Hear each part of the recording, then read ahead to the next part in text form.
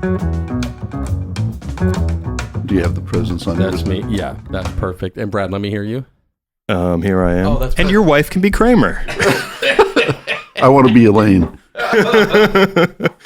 Oddly enough, I want you to be Elaine. Okay. You're fired. We rolling? We're good? Yeah, I guess so. Okay. Welcome to the Mink and the Monk. That's your host, Brad Monkel. and I'm Matt Finck. And we are very honored to have the wonderful Mr. Jay Anderson with us today. Glad to be here. Happy to have you here. So I had a whole thing prepared that I was going to announce all of the things in your entire bio. So if you just give me like a half hour, I'm going to read through all of these things, if that works for you. No, but I had gone back. I think this is the first time I've ever read your bio. I don't know why I had never read it before, probably because I've known you for 30 years. But I hadn't realized, it doesn't surprise me, but you've been on over 400 recordings at this point. 20 of them had Grammy nominations. Is that right? That's true. That is true. And none of them to me. None of them to you. So, that's a good place to start. Do you not get anything that says you are on this recording and it got a Grammy? You can get a little certificate. Did you get a certificate? I got a few little certificates. Okay. So you did get something. Mm-hmm. I'm always amazed by people who have, I didn't know, you've never said to me, my name is Jay and I have Grammy certificates. I always feel like if I had a Grammy, like I just wear it. You would definitely talk about it a lot. I would talk about it. I don't have a Grammy and I'm talking about it right now. So yeah, I would absolutely. Well, I don't have one either. That makes three of us. But I just, anyway, yeah. So 20 nominations you've recorded with, if I'm just going off the top of my head. So you are with Maria Schneider. You've been in that group for well over a decade now? Almost 30 years. So that's over a decade. I'm right. So far, I'm right. It's well over a decade. Yes, you're absolutely correct. Bob Mintzer. And I should add that the bulk of the actual Grammys were Grammys that she won or related to the records that she did. Yeah. Well, there's a couple other records in there that were nominated that were not with her on it, but we'll get to that. But Frank Zappa, you recorded with, right? And Michael Brecker and a bunch of other things. But I knew, I guess, most of those things about you, but when I read it, it was pretty amazing to read it all in one spot. So I had that all prepared and it came out still way too fast. So how are you? I'm good, man. Yeah. Excited to be here. I'm excited. In spite of the weather that we're experiencing. You skied over? Are you Ulster County here? Yes. Oh, okay. Yeah. Because we're in the middle of a state of emergency. I saw that. 45,000 people without electricity? Yeah, ice storm. The drive over here was pretty incredible, though. Yeah, it was bad. I didn't realize I should be this scared. No, but I mean, just the sun hitting like millions of trees with the ice. Oh, yeah. It was pretty incredible. Pretty incredible. Yeah. Yeah, I went outside, took photos a couple times, and but today was the first day I drove anywhere. Like I haven't had to be anywhere. So it's when we hit the road, the main road looks fine, but it's my road. Yeah, your little road is a little funky. Yeah, it's a lot of ice, yeah. I thought I was going to come down your driveway and just go straight over the little. Did you make it to the bottom without slipping? I did. Good. I went about 1 mile an hour. Yeah. We'll see how much fun I might need to push you out. We'll see how we get out here. You have to edit in some pictures for the listeners of your terribly plowed road. Terribly plowed, indeed. Yeah. Go ahead. Do you have a question? Well, I mean, right now I feel like it's still a weird time to be a musician. Talking to me, you mean? Well, I mean, I guess to walk back to like the beginning of the current predicament we're in, when the pandemic first hit, for you, was that like a good time to relax and kind of pull back, or do you feel like you've gotten, as things have gotten back into motion, even busier in pandemic times? Because you now do a lot of work remotely, right? Quite a bit. I'm lucky that Matt has been there. I have a studio at home, like every other schmuck, and had the pleasure of doing one of Matt's records there. Yes. And, I of course, I talk about the situation, but I don't feel like my situation is particularly unique to me since everybody on Earth is going through this together. But it was a chance to kind of regroup and just as far as playing the bass, focus on some things that I have been meaning to focus on for a long time. And that took about a month, and now a year and 11 months later, it's like, now what do I do? But, You're talking about the pandemic. Yes. Yeah. Is that what you meant? Yeah. It's 2 years now. Yeah. That's what I mean. I found stuff to do for about a month. Oh, gotcha. And now I walk past my bass and I'm like, maybe not. Like everybody else, So is that you're just back into a normal workflow, or has it kind of changed? Just like what are you playing less? Or you're just talking about specific practicing, and then you're just back to your regular routine? My work,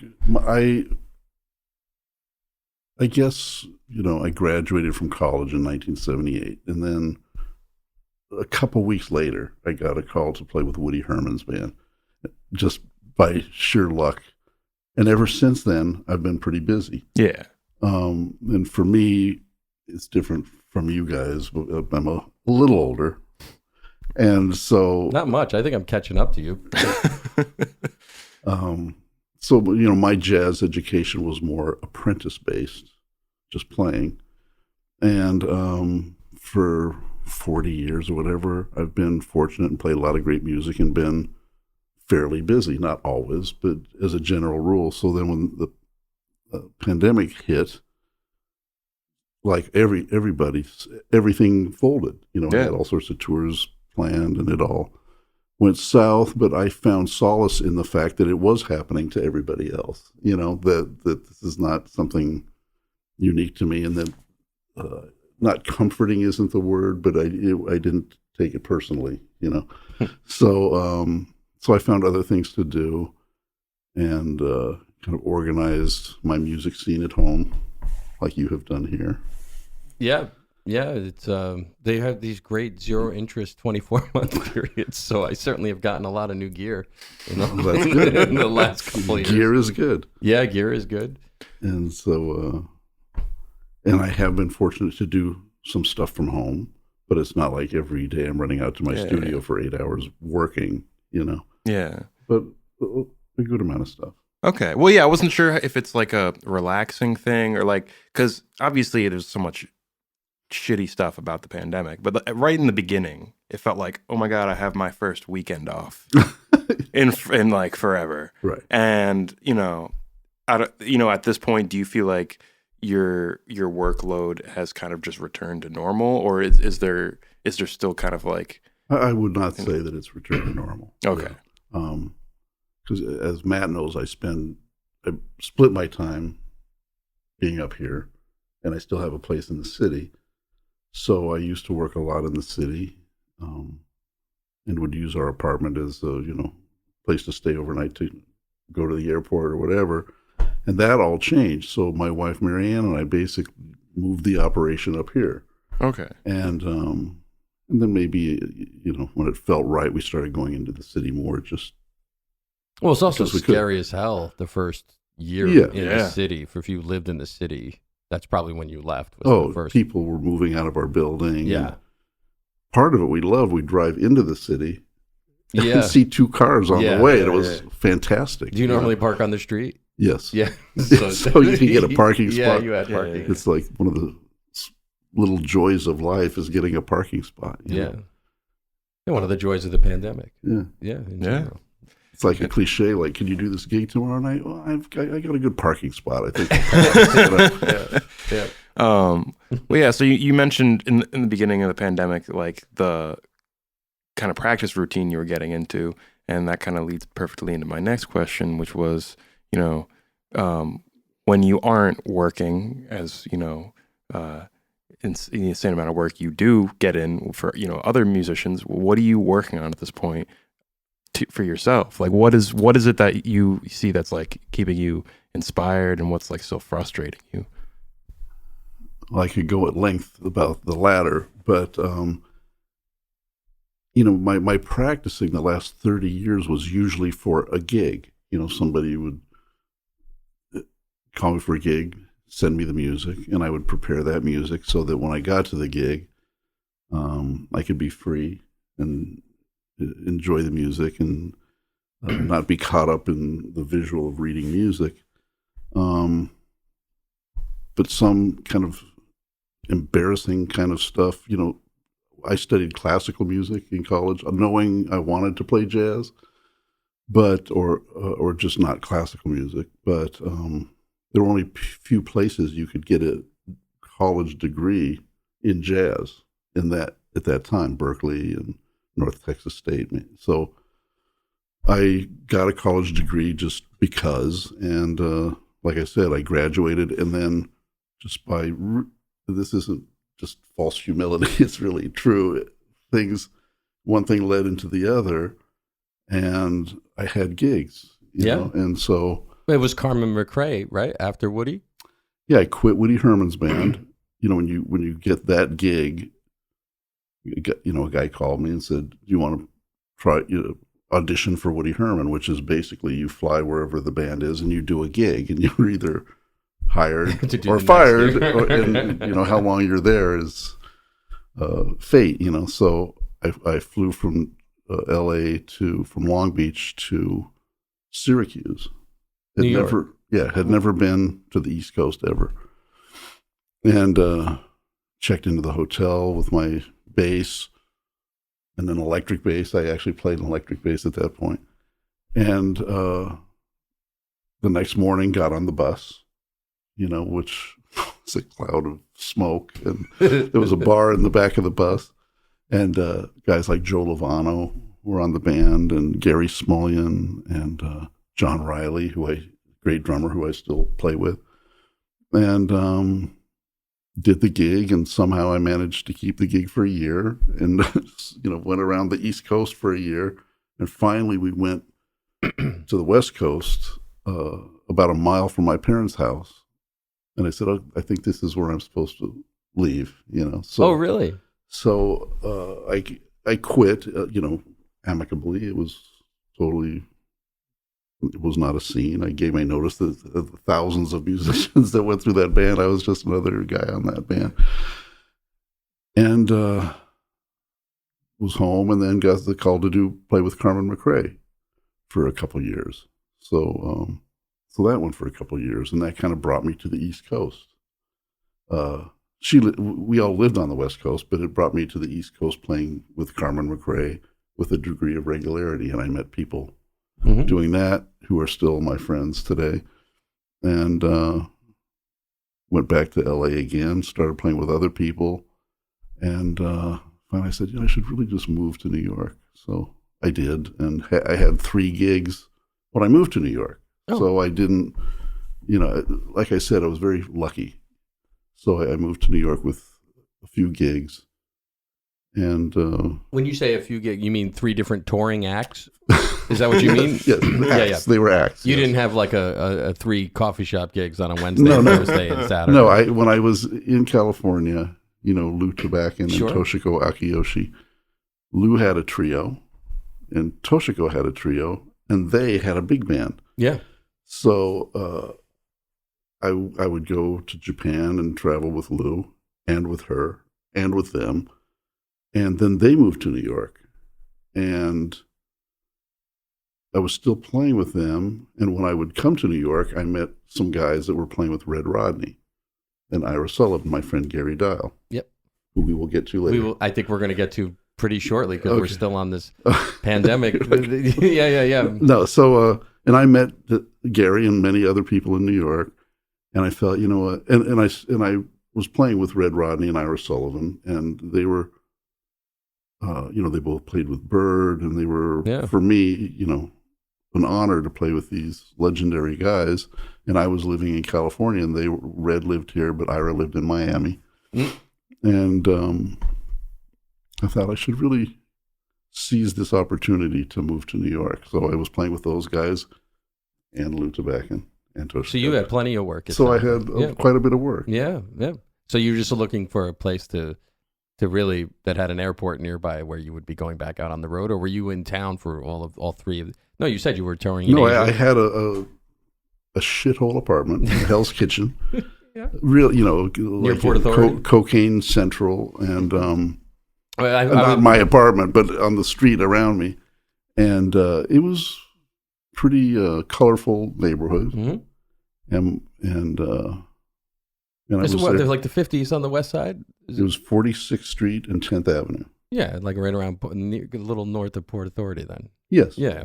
I know that area, sure. Exciting. It was an exciting area. Yeah. But it was great for me to be in this completely different world, like just off of Times Square and short ride to the Village. And my friend Gary Dial lived down the street, and Jeff Hirschfield, the drummer that I was playing with a lot. Yep. And a little different than Anaheim. I like to say Long Beach, Anaheim. Sorry, I'm not. No, it's okay. Yeah. So what? I know you're going to want to talk about Gary Dial, sure. And wrap up with some more of that pandemic stuff. So you're going from gig to gig right out of school. So I imagine, like you said, you're mostly focusing on the music for gigs, and yes, it's tough to break out of that. So when the pandemic arrives, I never answered and you the have all this time, like what do you like? What inspires you to keep working? We definitely What talked a lot more frustrates on the phone in the last 2 years than That's prior true. to that. So, well, I did some things. My wife laughed at me, but we have this studio space. We have our home, 2 different buildings, and I asked her if she minded if this was about 2 months in, if I took all the CDs that I had participated in and put them in my studio. So. Because none of us knew what was going to happen, right? And here we are still 2 years later, and things are looking promising, but we're still in it. Yeah, we're in it. And she's like, why do you want to do that? And I just said, well, I just want to be able to walk in there to do work or whatever and see that bookcase of stuff and go, well, if nothing else, I did that. Yeah. And I feel super grateful to have played. Did she allow you to put like photos of ex-girlfriends too? Because there weren't many of those. There's a picture of her playing looking like she actually knows how to play. I did that. Sorry. Please go on. So you put 400 CDs. I said all of it. I'm just sitting here. Yeah, Matt, don't get me in trouble with my girlfriend again. So you have like more than 400 CDs now somewhere in your studio is what you're saying? Like on some bookcases. And I actually, had plenty of spare time, so I made sure that, I do have a website and other stuff. So I wanted to, and over the years I have kept a record of them just to remind myself, Yeah, I looked on your website. I'm like, all right, let me count these. And then I read your bio, and it says, I was like, oh my God, I don't have to count these because your bio says 400 or something. Yeah. So that's amazing. 400 plus recordings. Well, I have the honor of working with Ron Carter at Manhattan School of Music, and I think he might be the most recorded jazz musician, not just bass player. I think he's on 2,500 or something. Oh, is it 2,500? Yeah, something amazing. How does that make you feel? No, no, I didn't realize self-loathing. They're always. I didn't realize it was 2,500. Honestly, in my mind, I thought it was like the 1,000 mark. I didn't realize it was 2,500. And it's really funny because when we have auditions at that school, they come in and it's Harvey S. Yep. And me, and Ron Carter, and Buster Williams, and so.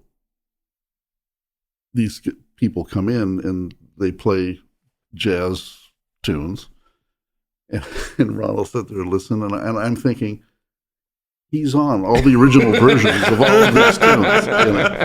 And he's so low key about it. He never says that, but he knows that we all know it, and he knows they know it. That's intimidating as hell. I mean, to just walk in and have to play for Ron Carter sounds like a pretty. And you and Buster. Like all four, and Harvey, you're all there. Like when bass students are auditioning. So, I mean, some days one of us can't be there. Wow, and it happens once a year, So that's pretty intimidating. It's great though. It's really a lot of years there. A lot of history there. Yeah. Wow. Well, with Ron and Buster in particular, and Harvey too. Yeah, I think the four. But I want to answer your question. Oh, right. When you said, what do I practice? Yeah. So one of my first priorities, now I know what the modes are, Mm-hmm. but I never studied jazz, ever, except on a bandstand. And, asking questions and listening to records. And so I never really, I knew what the modes were, but I never really thought about it, And then Maria had a couple tunes where it would say, play the Mixolydian vibe. And I would always just play the vibe happening around me, and it always served me. Yeah. And it was cool. It was fine. But I thought I should really know what I'm doing, Mm-hmm.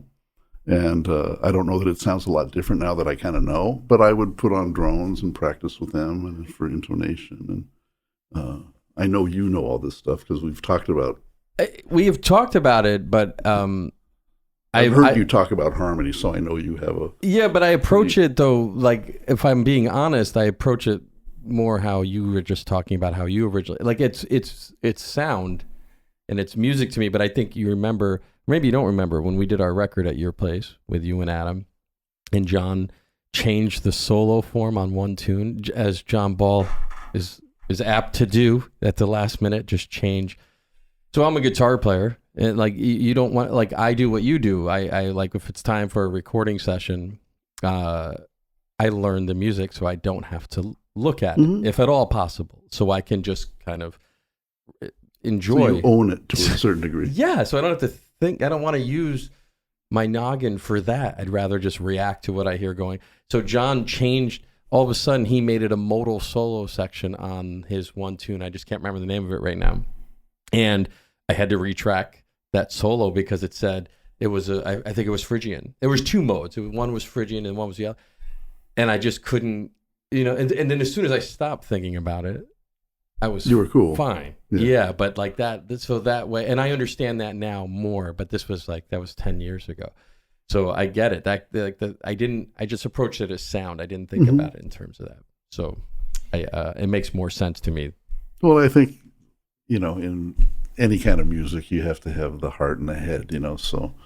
So I was just trying to fill in some voids that I knew I had in my musical understanding. Yeah, that's cool. Is there anyone that you're listening to or you've been seeing that's like particularly inspiring you these days, or like changing what creative direction you want to go in?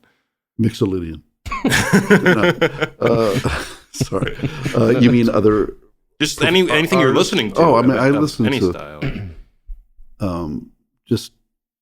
I have an ensemble at Jersey City University, and there's 9 people in it, and so.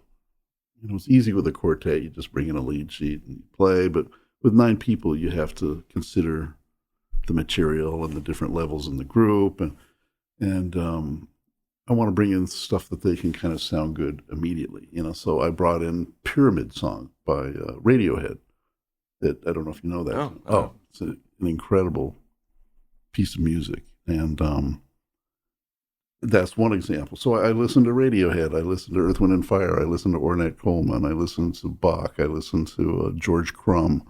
I listen to hopefully good music that piques my interest in some way. And then because I do have a lot of students, I ask them what they're into.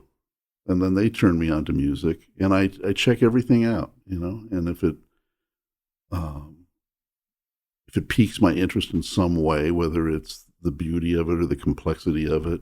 There's some stuff that it doesn't maybe speak to me, but the complexity of it intrigues me. So I check it out. And, I know a lot of the people that are doing it. So I did a gig up here with Gilad Hexaman, and who's an incredible guitar player and plays a lot of complex music. And I had listened to a lot of it. So I had questions for him, and he was actually flattered and sent me lead sheets, and so it answered a lot of my questions. Yeah. Okay. Well, before I hand it off to you, the question that you had before, is there anything you've been working on in recent years that's like not on the bass, or maybe even not musical, like a skill that you're trying to hone outside of your bass playing? Well, I actually really like, and I know Matt is similar. I like being a homeowner, and I like working on my pad, but unfortunately I don't, because it messes up my hands. I have found, It does. It uses a different set of muscles. Yeah. So yeah. So now I hire out, but I enjoy that. I don't really have hobbies. I'd like to be like a fly fisherman. Say that I can be out in nature for hours and be at one with myself, but I basically will watch Netflix instead. Yeah. What are you watching? What are you watching right now? Right now I'm watching Ozark. Ozark? Yeah. Oh yeah, I gotta check that out. I'm just They're winding up. I'm still in season 1. So.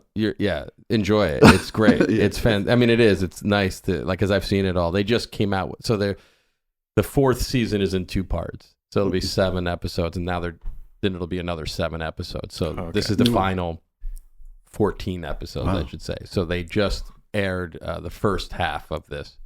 It's You've been telling me about it. I mean, I should check it out, but I'm not up to date on things. I've seen the first and last episode of Breaking Bad.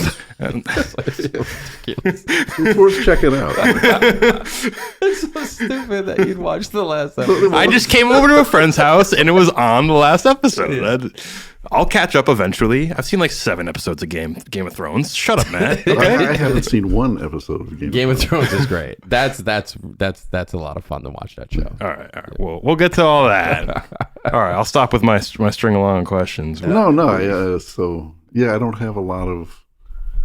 I find that just day-to-day life somehow. I've spent I wake days up with and I you. have all these goals, and then I go to the dump. We have to go to the dump up here. Sure. Go to the dump. Yeah. And to get recycling and that sort of thing. It's also where you pick up on what's going on locally, politically, and who's doing what. Yeah, when I pull in to check in, I turn NPR down. Yeah. That's really funny because I do the same exact thing. Yeah, that's really funny. Or turn Ornette Coleman down if you're listening to that in the car. Exactly. But you can find out a lot about your neighborhood at the recycling center. You can find out exactly what's going on. And there was something else I was going to ask then, I was going to say, since this pandemic, I mean, you're pretty good. We would just hang out on your deck and barbecue and that's quite a lovely thing to do as well. Like without even One time, I know a couple times you said, "Oh, bring your guitar." We never even took the instruments out. We just hung out. Well, mine was set up. I said, "Do you want to unpack your guitar?" And it was kind of you that's like, I hadn't been playing in a while. Probably. But we had some chicken and hung outside and for, I don't know, 4 or 5, maybe even 6 hours and talked about some old friends who we hadn't seen and whatever. I guess you don't need something. I mean, it's just cool to hang and you have a beautiful setup there, your acreage and your... the only noise you hear is the airplane sometimes goes over. That's right. But it's pretty quiet. Yeah, it's a very lovely place to hang out. We're lucky. Yeah. So speaking of hanging in this pandemic era, so you have a new recording out. Yes. You and Gary Dial. That's a co-led project? It is kind of, really, it's Gary's vision and his music. Okay. But it seemed weird to have a duo and not call it, just call it his thing. Gary plus one. Yeah, so that's like the one of the first ECM records. One of my favorite records is the Paul Bley record. It says Paul Bley featuring Gary Peacock, and it was trio. And Paul Motion was the drummer. I don't think he was probably very pleased that he's not mentioned, but. So Gary billed it as our thing, and he's one of my best friends. And he's, we met when we started with Red and Ira. I didn't realize that was the genesis of that. I didn't realize that was that. So back since 70, 9 or 80, 1980? That was like 82 or something like that. Then that's when you moved to New York? Yeah. Okay. Cool. And Gary and I are dear friends, and I don't think I've ever met Gary. I mean, I know who he is, but I don't think I've ever met him. Is He's he one of the best. It's funny that we get along because he's the complete opposite of me. He's an encyclopedia of harmonic, and he's a great educator, like one of the best. Yeah. And years ago, he and his partner Terry Roach was a great the Roach Sisters. Did you ever hear of them? I don't. I want to say the yes. Roaches. Okay. They were great. Three sisters. Check them out. Okay. I don't know the Roaches. I know the Beatles. Similar. No, they're great. Kind of folky, quirky, and they've been together 30-ish years, and maybe 15 or 20. I don't even know how long ago, but they bought some property in St. John in the Virgin Islands. Yep. And they built a house with the idea of renting it out so it would pay for itself. And at some point, there was a caretaker's apartment underneath it. Mm-hmm. And then just recently, they built another little room that was a storage area so they can actually be there like this time of year. They would never go in the winter because that's when they would rent it out. Yeah. And so he sent me a recording of him playing one of his tunes. I said, oh, man, it was so great to hear him playing. Mm-hmm. And I said, man, I'm going to play with it. And I'm going to send it back to you. He said, great. So I did. And the music is not click-tracky kind of music. It's I was going to ask you that. So there's no click on there? No. I mean, there might be in a couple spots that he used while he was playing. Wow. But never when we played. And I think most of the time he just played. Wow. Because a good percentage of it is out of time. So he would send me the music and I would add my part. Mm-hmm. And after we did a couple of those, one of the things we were supposed to do during the pandemic was a trio record, and we couldn't do it. That got canceled. And so we started talking. I said, man, maybe this could be in place of that, And it was going to be for this Steeplechase label that I've done a lot of stuff for. So I said, well, let me talk to Nils Winter, the owner of the label. And he said, yeah, let's do it. So over 4 months or so, we did these 10 or 11, whatever it was, tunes. So it's the title of this album is it A Dream? I'm not. What? Living a Dream We're Not In, which is Gary's. All the music is Gary's. They're all his tunes. And that's the title of one of the tunes. Oh, yep. That makes sense. What? It was originally Living a Dream I'm Not In. And that's the name on the record, but he called the record Living a Dream We're Not In. Yeah. So. Yeah. So you're landing all of your parts without a click. Yes. So even the stuff.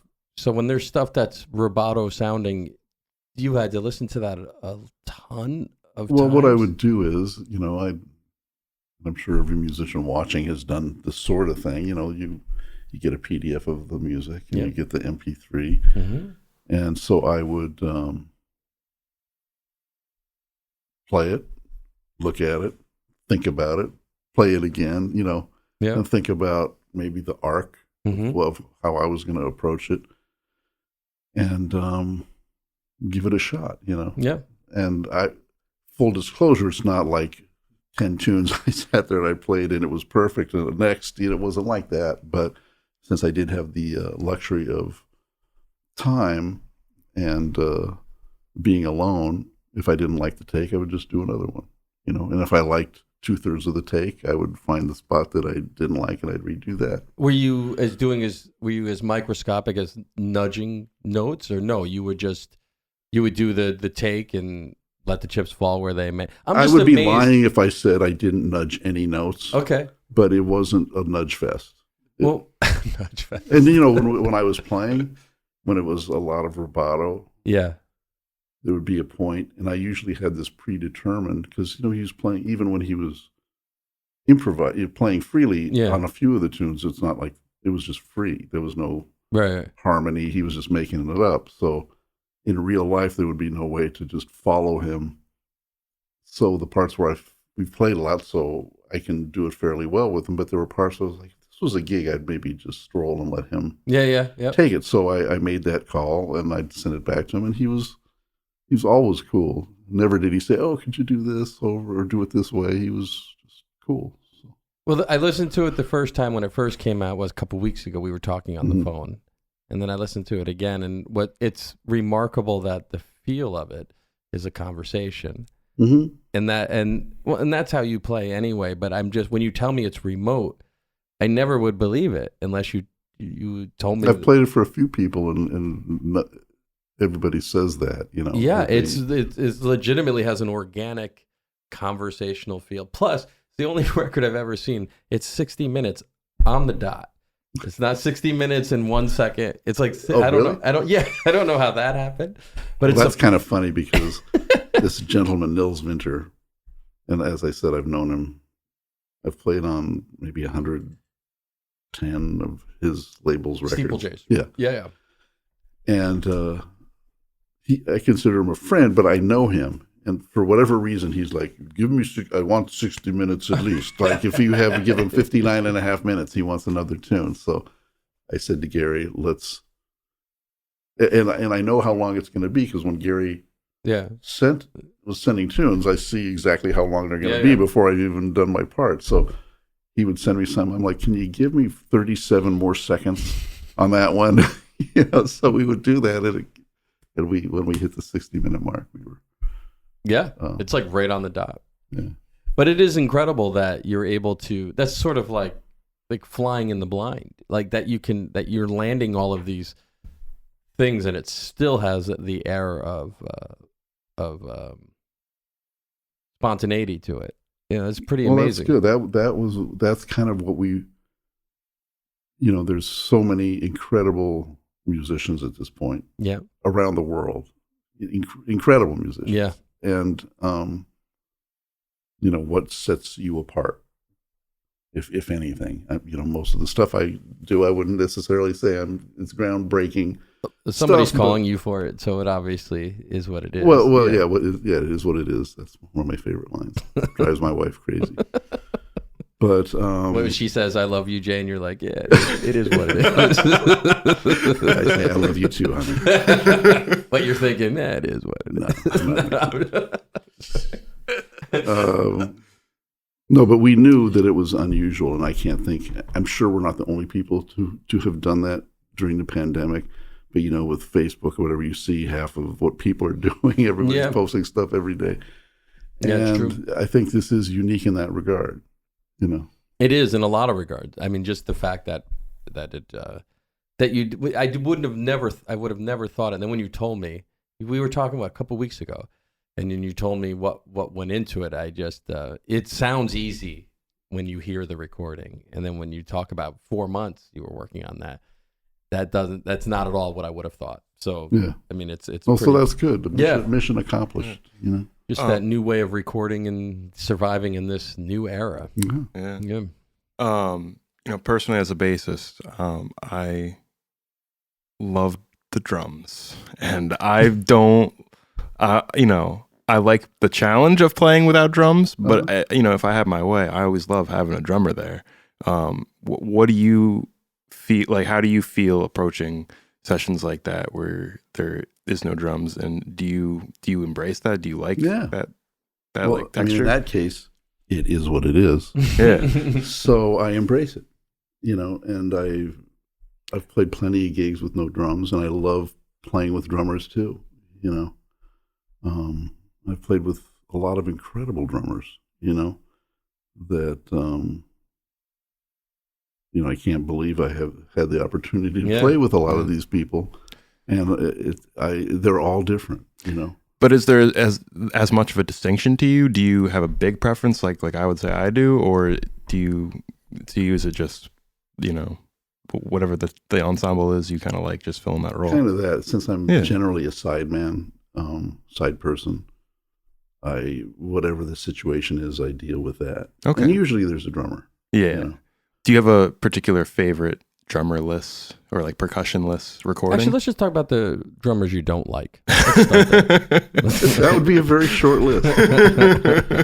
No, I mean, I would hate to leave somebody out, but I could, off the top of my head, list 30 drummers, most of whom you've probably heard of. Just like even with Maria's band, Maria Schneider, who I've played with for 30 years.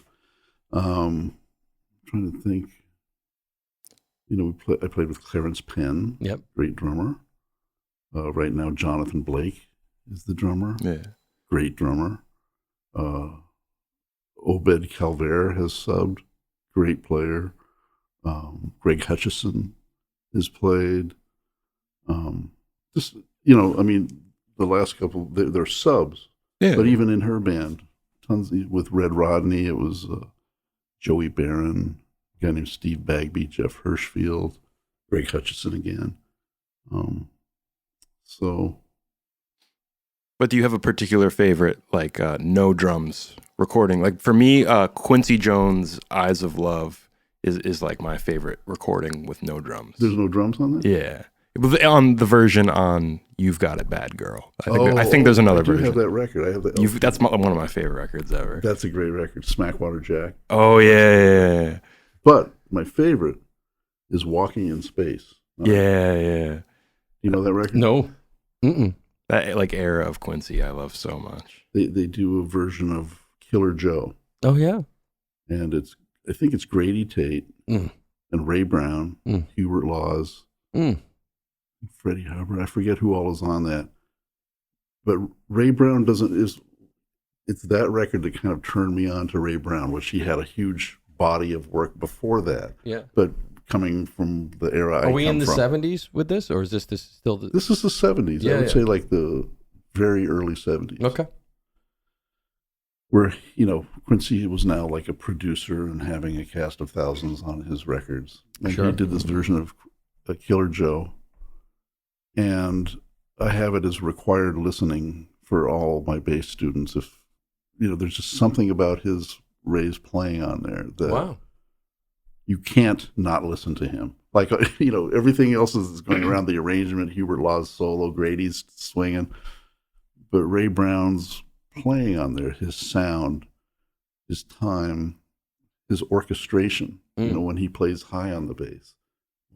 There's so much happening in that 4 minutes or whatever it is. So, Yeah, I don't know this record. So anyway, again, I got off subject, but I don't remember that particular tune with no drums.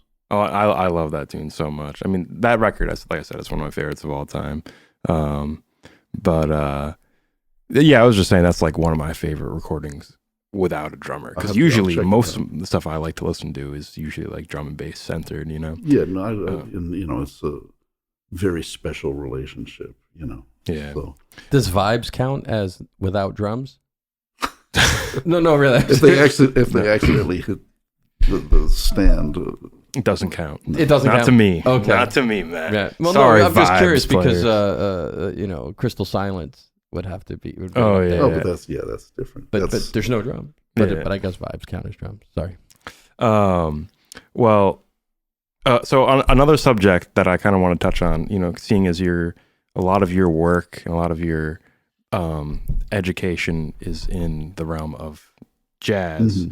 Mm-hmm. Well, first of all, I have a few little things I want to touch on, but there's a lot of people nowadays that talk about significance of the word jazz. I mean, obviously back since Miles Davis, Charles Mingus, people talking about, what that means. Is it a useful term? Now you've got people like Nicholas Payton saying like Black American music is a more appropriate term.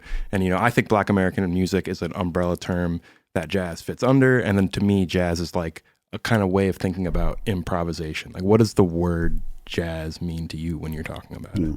Well, I understand all sides of the issue of that word, and negative connotations and positive connotations, and it's a word, and it was basically useful in the old days when you'd go to the record store and you knew which corner of the store to go to. Music It was usually the basement. Like at Tower Records, it was the basement. It was the farthest corner. I mean, they had an escalator, so that was convenient. But yeah, it was usually downstairs. But I guess initially it was Black American music, and then it was uniquely American music. Yeah. And over the years, I've been very lucky to travel all over the world, and I meet amazing musicians everywhere. I played with Teru Masahino, trumpet player, who was like the Miles Davis of Japan.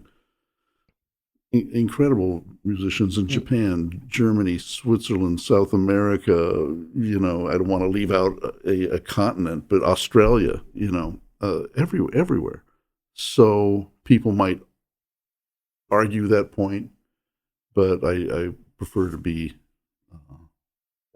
accepting or whatever, and bringing. I like the idea of bringing people into the music. So, and it's improvised music in large part, but you can listen to Jimi Hendrix. He's improvising, or you can listen to Eric Clapton or whatever. There's a lot of improvisers, and it's not necessarily jazz, Yeah, that makes sense. So, and I love playing Brazilian music, and Brazilian music was very influenced by American jazz in the 60s, the bossa nova and Stan Getz, and Brazilians, I think, are particularly open to Americans playing their music because they have been so influenced by jazz, Yeah. Well, so when it comes to like the broadness of jazz within the United States, you said you were going back and forth earlier in your career, West Coast to East Coast. Is there a distinction in your mind between, whether it's today or in that time, what it meant to be like a jazz musician on the East Coast or the West Coast? Was that different? And did you feel like you were getting educated in a particular area more than the other? Well, like I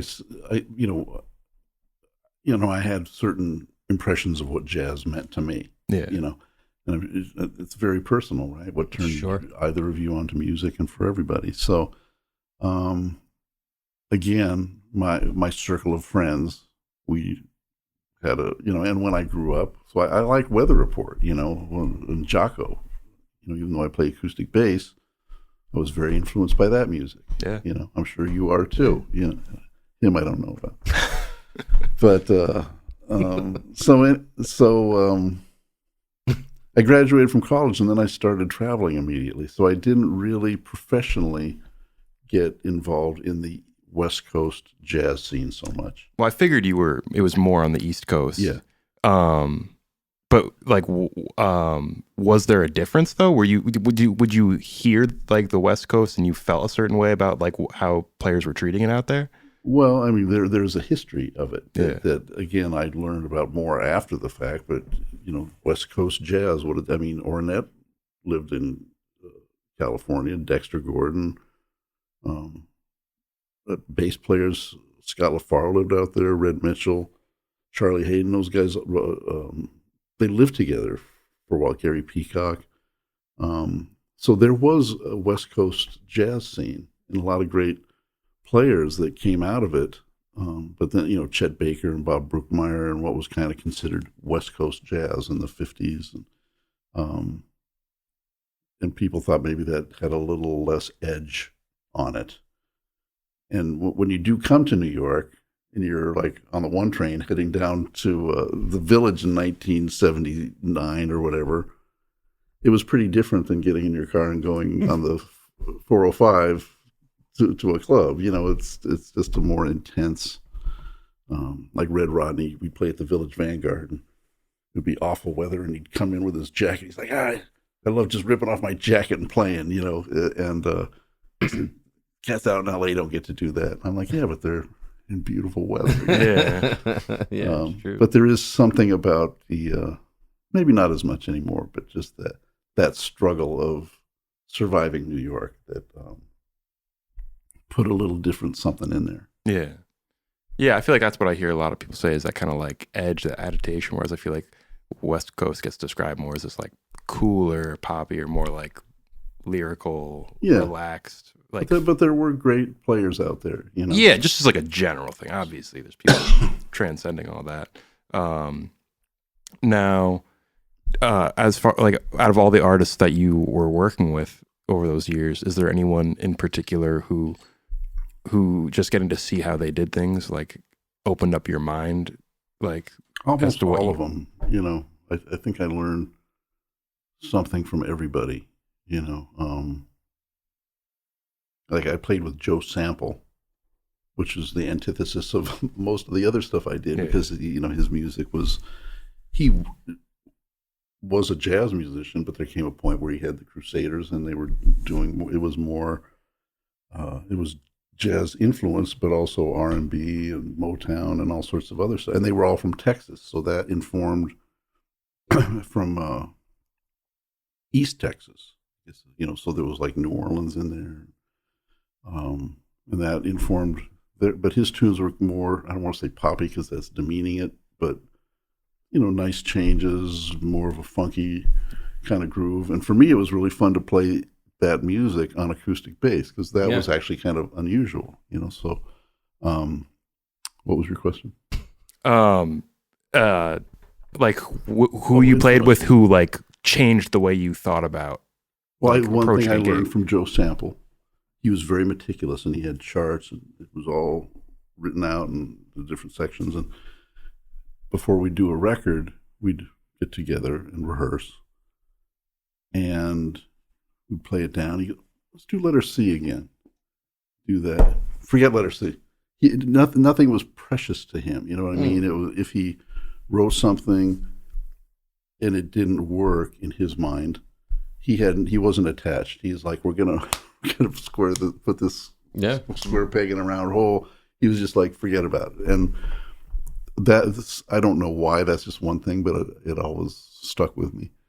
Well, I mean, when you're recording, you have to be decisive. I feel like that's a good reinforcement of just being able to do those things in the moment, because I'm terrible with that kind of thing. I'm so like, and I played with plenty of people that it's like they wrote it and we're going to do it come hell or high water, you know. And it's like, sometimes I'll maybe make a suggestion. I don't know if I did that on your record at all. But it was, we were talking about that earlier, like that was a joyous 2 days in the studio for those reasons. You had these great things to say, but it was always in service of the music.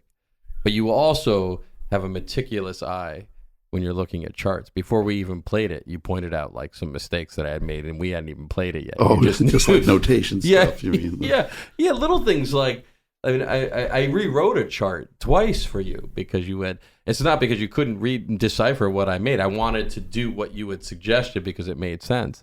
And, but you had looked at it and knew something was awry just by the shape of the line and what you had heard me do. You're like, this isn't what you want here. And then I fixed it. And it was like, it made the session go a lot smoother. Yeah. Well, that's actually really, I was talking with Joe Locke, Vibes player, about that yesterday. And writing the charts in a way, and the rhythms in particular, and the, you know, is it a long note? Is it articulations and stuff? I've done sessions where people will take every rest literally. So if they want a short first note, they'll write a 16th note. Instead of the staccato. Write an eighth or a quarter note with a dot over it. You know, if there's too much visual information, you know, you can look and you're like, what is this? And then you realize this ba ba ba da da. You know, but it looks like, you know, Stravinsky or something. You know. Yeah. And so just making it easy for the people that are reading it. Yeah, there's a look to it that makes it easier to decipher on the spot, like and the roadmap aspect of it too. Yeah, well, that's what there was a tune I wrote on that record. Why would you remember it? But it was called Gentle Soul, and it was like in G flat, and it had like, it went between a 12/8 and a 4/4 thing, and there was something by just what I had done that didn't look right aesthetically. But I just remember you calling me, and it actually. I think that was the first record I made with you, and realized like, oh, you actually checked everything out like meticulously, which meant that when we finally recorded it, we did 2 4-hour sessions and we were done very easily. But we could keep talking about me for the rest of this if you guys want. We're cool. I love that. Yeah. That's usually how it goes with you. So it's nothing new. So well, yeah. But as long as we're talking about people you've worked with, I wanted to really, someone that I've admired for most of my life is Michael Brecker. And I know that you spent, was it 2 recordings, or was there a third one in there that I didn't? Well, one of the recordings was a live gig. Okay. You know? And I figured I'd put it on my discography because it did come out as a record. Yeah. And they never paid us to, I mean, it's not Michael's fault. It was just I think at a Polish jazz festival or something. And okay. They recorded it and put it on. I'm like, well, if they're making money off of it, I can put it on my resume, you know? Yeah, So. you can. So there's a video, we were talking about this. Is it the Antibes? Is that what? Yes. Yes. So you made, so we'll say 3 records, and there's a bunch of concert footage that I've always listened to and been amazed by. But I'm not sure how long your tenure was in that band. It was about 2 years. Okay. It was, not solid. I joined to do a State Department tour, then a few months off, and then another tour. And a record date came up, and most of it was Victor Bailey playing electric bass. But when he wanted acoustic bass, I played on those couple tunes. And on the concerts, they're festivals where it's an hour set where it's he didn't bring Victor out for any of that. You were no, I actually had to rent. Right before I started playing with Mike, I decided I didn't want to play electric bass anymore. My heart wasn't in it. There were so many amazing electric bass players. I was like, this is not honest to me or the music. I'm bailing on this. And I had 2 amazing electric basses that were like pre-CBS, like 1962 jazz basses. Could have retired on that. Yeah. And I sold them. And then I got the gig with Mike, and we did like a few tours. And he said, you know what? And that record that Victor was on was now out, and we're playing that music. And most of it I could. Wait, is this the one with the Now You See It, or is this the Cost of Living? I don't think I played on the Cost of Living. No? I don't think so. I played on. Now You See It, right? Yeah. And then there's another one in there. I thought it was Cost of Well, Living. it might be that live one. I'm not sure. Is it? Okay. That doesn't matter, but go ahead. I'm sorry. But, yeah, so he did want electric bass on a couple tunes. You can play most of it on acoustic, but I said, I kind of quit doing that. And he said, I'd really like you to do that. And I said, I would too. So I rented my bass back from a guy named Kip Reed. Rented it back on enough occasions that I paid him much more than I sold it to him, And and I can still play it enough to play those tunes. Yeah. But, But it was all acoustic for you mostly, then. Pretty much, yeah. Right. So playing on and off for a couple of years, you're saying. So, I mean, we could still go back to Brad's question, were there certain things about Michael that you took from him that you didn't, that was unique to him, like in that experience? Like, he plays with an astounding, recognizable intensity. But as a human, just talking, he seems... Oh, he's just and his brother Randy, both of them just sweet people and humble. Yeah. And, were aware of their gifts, certainly, but didn't feel the need to, pound their chest about it or anything. Yeah, their music. Yeah. So,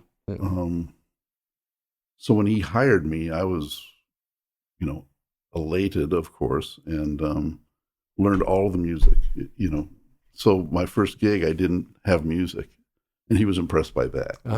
So there's a lot of moving parts. That is pretty impressive. And maybe a year ago, my wife Marianne had gone to bed, and I was looking at stuff on Facebook, and I was like, "Oh, there's Brecker," and I said, "Oh, that was my first gig." So in Warsaw. So I watched the thing, and it sounded okay. It sounded pretty good. I mean, obviously everybody else sounded amazing, but I didn't embarrass myself, which is always my prime criteria, Which is why you don't bring me to restaurants anymore. I get it. You don't want to. Were you with?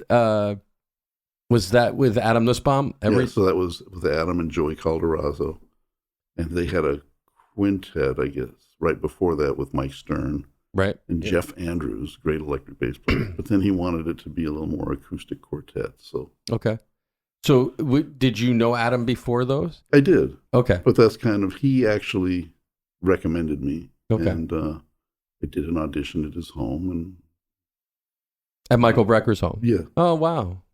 And did that for a couple of years. And then, of course, you're asking what drummers I play. I've played with Adam probably more than anybody, Yeah, and Jeff Hirschfield and I played a lot in our youth on a lot of gigs. But Adam and I played with Brecker and Eliane Elias and that group band that you liked. And, Yeah, I love that record. A lot of bands, I can't even remember. So. Yeah, band is you, Adam, Osnoy, and Seamus Blake. Right. Yeah, and that's I don't know if you had questions about that album, but I had gone back and listened to maybe 10 of your different albums this week, and I listened to that one a lot, and I was shocked that it was 2010.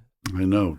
I just can't believe that. That seems ridiculous. And Oz's amp blew up or whatever happened. Yeah. So I called Matt.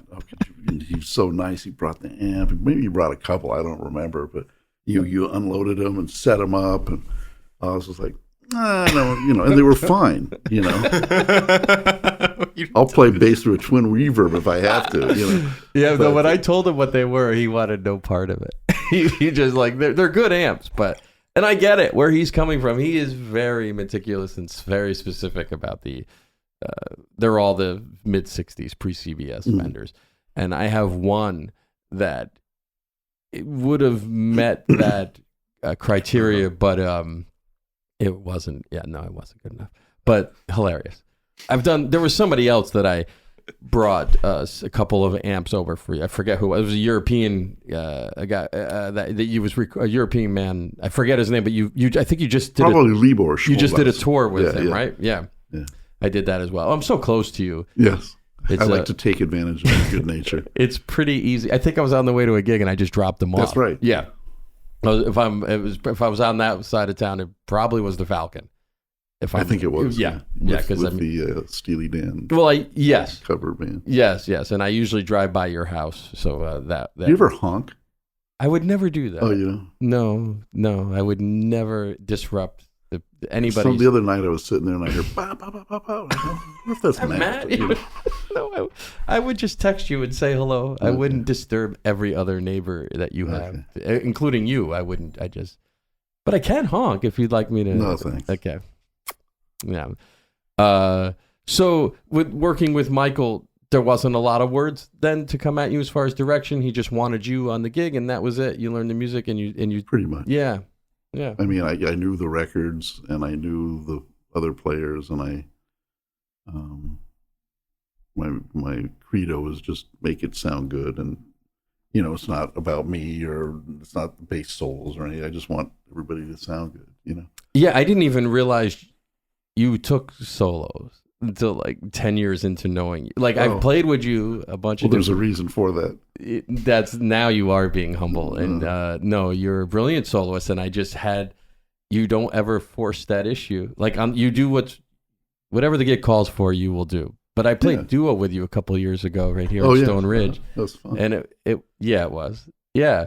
But you, like, if I had to describe your playing, if I had to think about it for a second, I think of the way you approach playing the bass is just you're constantly creating a melodic counterpoint.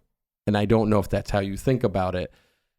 But whatever the melody is, you know the melody. And whatever the tune is, you know the changes. And so you're always playing melodically in support of what you hear around you. Is that? Well, we didn't have a drummer. To go back to your other thing. Well, so maybe I played a little more interactive in that regard. Well, I just listened. Well, I guess that makes sense because I just listened to. Well, I listened to Deepscape, your recording, and that's fairly recent. Is that 18? Like 19 years ago. So 20, 19? I thought it was 20. Don't ever correct me. He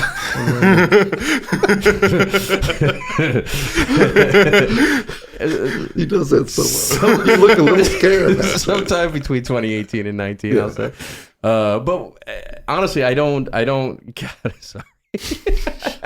I don't categorize it with or without drums. There's a thing that you do that only you do. I don't know how you do it, but I don't know if you think about it consciously when you're supporting. Well, there's a drummer on that record. There is, but even with the Gary Dial one, I get the same feeling that what you're doing is I just think of it as counter. You play very melodically when you're walking. I don't know if that's a conscious, if that's just your aesthetic. Have you always, like, I didn't know you when you graduated in 1978. I met you. Oh, it's something that I think if, I have developed. Hell yeah. And it's, I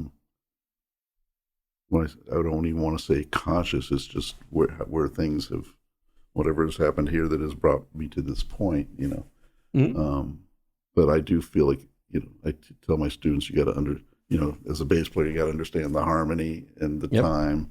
And there's a lot of, it's not a life or death situation when you play bass, but there's a lot of responsibility there. Yeah. And like with Maria's band in particular, and I've done it for so long. I didn't realize it was 30 years. So I played on her first record. Wow. Oh, wow. And it's a great record. She and I still talk about that. It'll come up. She goes, "That really was a great record." Yeah. And I say, "It really was." Tunes that we still play. Great, Kenny Werner, Dennis McCrell, who lives up here, played drums, and did that record, and didn't know her. It was a gig, and then both Frank Kimbrough, God bless him, and Frank came on later. But neither one of us knew her and played her music. Was like, damn, this is happening. Have you ever seen this band? No. Oh, I went and saw you with her. So what year would that have been? It was at the Standard. the Thanksgiving that you do. Maybe 8 years ago. Okay, so it was Lage Loon. Mm-hmm. Frank was playing piano, and then it was Ingrid. Was playing trumpet, Ingrid Jensen, right? Mm-hmm. And Steve. Steve Wilson. Yeah. It was. I think the second set was like, it was amazing. I never seen anybody like each tune featured different soloists, and by the time you got through the set, you heard everybody. Well, that's very carefully designed by Maria so that It was incredible, though. That band sounds amazing. I don't know if I've ever gone back and checked out the first recording. Oh, you should. It's really good. I will. But I remember her. She's hilarious. Like just you introduced me to her, but she was like kind of giving you a little bit of gruff because you had to leave one day early. You had a tour. Oh yeah. And she was like, she was smiling, but she was kind of giving you a little bit of. Yeah, and I must say over. And I should qualify because I played on our first record. And then not long after that, I got married and we bought this house up here. Uh-huh. And at some point, she got a steady gig at Visiones. Do you remember that club in New York? Around the corner from the Blue Note. Yeah. And I think I saw you play there. And I said to her, it was on Mondays. And, we bought this house and I knew I was going to be in both places. I said, I don't know if I can be, in New York City every Monday because I want to be up there, and she was not Maria Schneider yet. And so she was cool and she got somebody else and maybe, I forget how many years later, but she called me and said, would you do this again? Would you come back? And at that point, I realized the error of my ways, and said, yeah, I'm in. And we did a record called Concert in the Garden. And I've been with her ever since. Yeah. And, I missed that gig, and I actually missed a gig they had maybe 6 weeks ago at New Jersey Performing Arts Center because I was in Czech Republic with this guy, Libor. And, but it's a priority. I really love playing that music. Yeah. It's amazing music. She really considers, I'm not out on a limb here, but it seems like she writes specifically for all of these, kind of in the way that Duke was, right. As far as she writing does. for, all of these. It was an amazing night of not only ensemble playing, but the solo sections. And when, there's all this organized music, but when it breaks down to 4 or 5 people playing, it's as real and as organic and unique as anything, I think. Amazing. Yeah. So let's talk about it then, the Black Star recording, because I don't know how much I've talked to you about that. And if you were like, I was curious how that studio session went and what what that was like for you, if that was different than different sessions with her, or what it was like to work with David Bowie, or if he was actually there, or how. Yeah, no, I'll make it relatively short. Oh, but take your time. But he used to come. He was a fan of Maria and her music, and he would come hear us play. Yeah, and even when somebody would say, "Oh, David Bowie's here," and he was like a master, you'd never see him. Yeah, even when we played at the Birdland, and I knew he was there, and I saw a limo out front, and I knew it was his, and I just wanted to say hello or whatever, and I turned my back talking to Kimbrough, and all of a sudden the limo was gone. And I was like, how did he get out and disappear, But so he wanted to do something with Maria. Yeah. So he had an idea, a sketch of a tune. And then she basically arranged it for the band.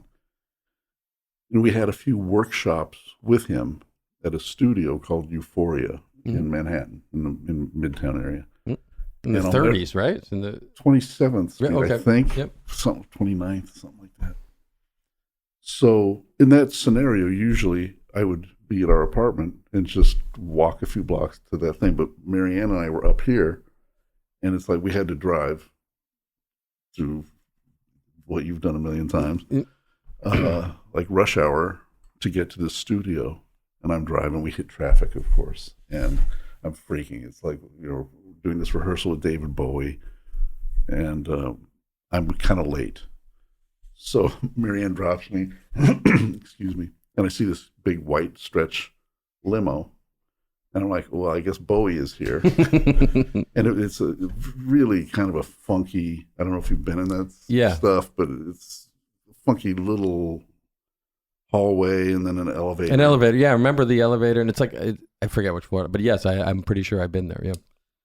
And so I look in, and there's Bowie, and it's like something out of, not Spinal Tap, but something. He's got a young lady who's his assistant with a clipboard. Yeah. And he clearly is saying, oh, you go let Jay in. Because I could read his lips, and I'm like, he kind of knows my name. So I go in, he's like, hey, Jay, how are you? And I couldn't believe how friendly he was and down to earth. We go up, we do the rehearsal, and everything was cool. But she must have had our names, because it wasn't the whole band. It was me and Frank Kimbrough and Ben Monder playing guitar, and Donnie McCaslin and Ryan Keberly, trombone player. Okay. And we were kind of representing the band, and Mark Juliana. Mark Juliana, sure. Was playing drums. Clarence was not available or something. And so we workshopped it a few times, and then we just went into the studio, and he was totally chill about the whole thing. He even made little references of, Maria was kind of freaking because she wanted him to be happy. And like any of us, she was kind of, oh, does this suck? Is it great? I don't know. Somebody tell me. Yeah.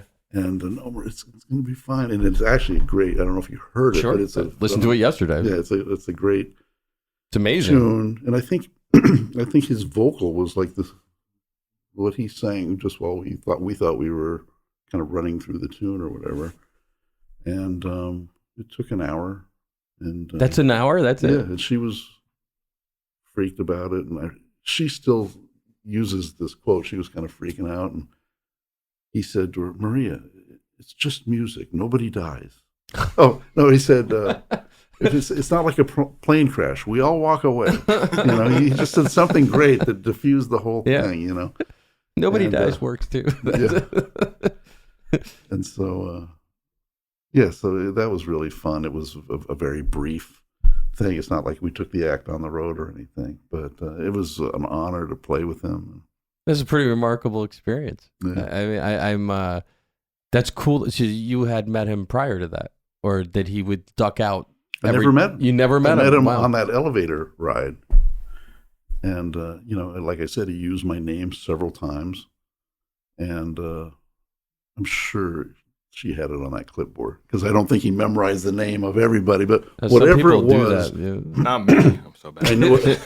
I know it made me feel really even more like being there. Of course, I wanted to be there anyway. Yeah. But it was really nice So So I learned something from that, to go back to your question. to be nice to people for one, and that Or you don't try have... to remember their names. You know what I'm saying, Brad? Yeah. Oh, I'm the worst with that stuff. Oh, man, I'm awful. I misspelled your name the other day accidentally. You know, it just came up bra, and I was like, wow. I never knew the word bra was in your name. I just never thought about it. Strange segue. I apologize. It is a sexy name. Thank you, It's a Matt. sexy Thank name. you. Well, you are very supportive. So amazing. I was curious about. So witty. I was curious about the Bowie session. Yeah. And just speaking of all of the, because that did that garner? I think that did win a Grammy. I thought won a couple Grammys. Yeah. For ensemble. her and him and something. Yeah. So another Grammy nominated one that I didn't know you were on. I mean, how have you not told me that you've recorded with Celine Dion? How has this never come up? Well, actually, that record was the record of the year. Yeah, no, I know. That year.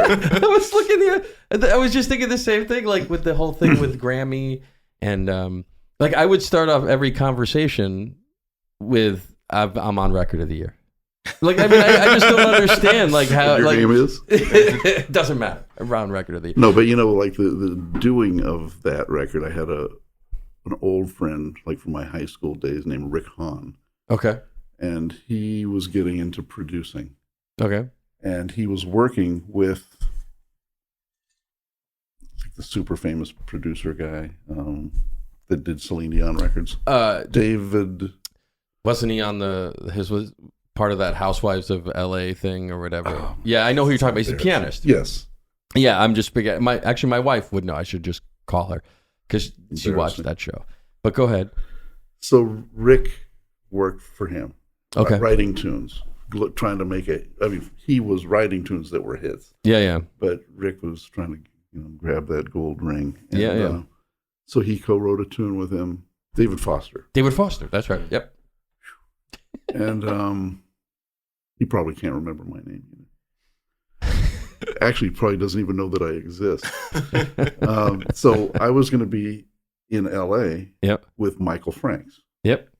Who else? Who you played with for how long? That was another long tenure for you, right? Yeah, over 10 years. And how many records on that? 3. 3? Okay. Yeah. And he lives up here in Saugerties. So we were out there, and my friend Rick said, we're going to record my tune. Would you come and add a bass part? So I went to some little house in the Hollywood Hills, and, like some guy's living room, and put the bass part on that tune. And it took maybe an hour. And that's all of my involvement with Celine Dion. Never met the woman. But the tune is actually a nice tune. It's beautiful tune. Is it this? Yeah, I listened to it yesterday. Oh, okay. I had to find it. I'm going through and I'm like, the river. Electric bass, not Jay. Electric bass, nope. Acoustic bass, right? I would see, like, I was trying to figure out which one it was on, and then I had to look it up on.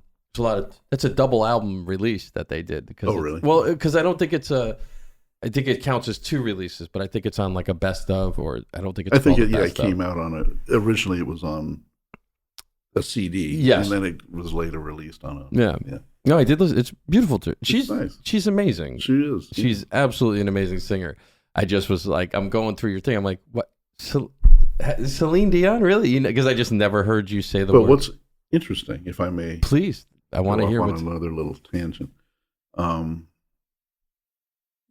Like I remember once playing with Joe Sample on the road. Yep.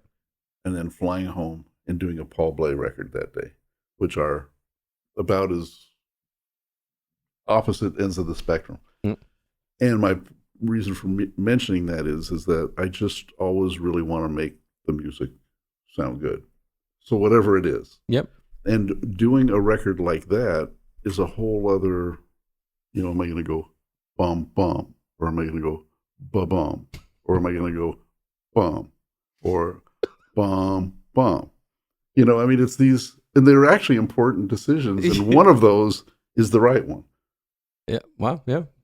Because you do them, and all of us, try an eighth note.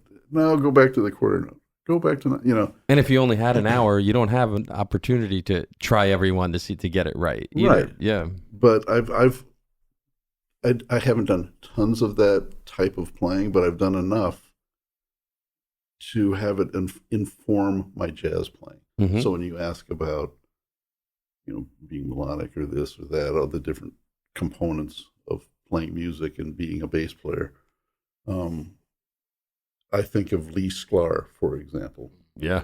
And, maybe one of the most recorded session bass players. And he'll play on a James Taylor tune and just play everything perfect. Yeah. And then there's one little moment where there's room for a fill, and he does the perfect fill, And so that type of playing has informed me also. Yeah, that makes sense. And that's almost harder than playing like some things that one would think would be harder. Yeah. The sound, the intonation, the feeling, the choices. Yeah. I feel like saving yourself for that one perfect moment for the fill. I feel like what is almost harder is just the consistency. Like when I'm like trying to space eighth notes all like the right distance for the feel, the way things are swinging, and like keep everything consistent. I feel like that's harder than doing a fill every couple measures. Like, yeah. I mean, it's like being a drummer. And playing all the notes consistently with the same, or if something needs to rise out above the fray a little bit. And that's all the nuances of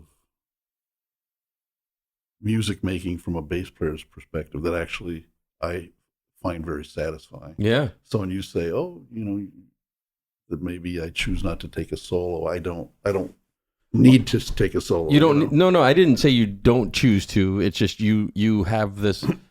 You're like the dude who pulls up in a Yugo, but your Ferrari is parked down the street. Like you don't like. I didn't know that you did all those things until I heard you do them, and you only did them because the music called for you to do them. No, I'm not saying that you came in. You're like, I don't solo. That's that. You just when I had not heard you do certain things. And then the opportunity arose, and I was like, and I just remember many times being like, "Holy shit, that is like amazing, what I'm hearing." Oh, that's nice. Well, but that's to me that I do know bass players that they're laying for their solo. And that's cool, But and especially if they have the ability to do it. Yeah. Usually the people that are like that have incredible gifts in that area. I don't consider myself that, so I'm happy to take a solo or not. Well, you're the but you just yourself described that. You said that you're well, on those 400 albums, 3 are as a leader, 4 as just your own 3, right? Yeah, 3, and then the one with Gary that I'm billed as a leader. 3.5. Really, it's his 3.5. We'll call it 3.5 project. Yeah, but on the other 396, you are in service of the music, and you're not there. You're the conversationalist who's not waiting to talk.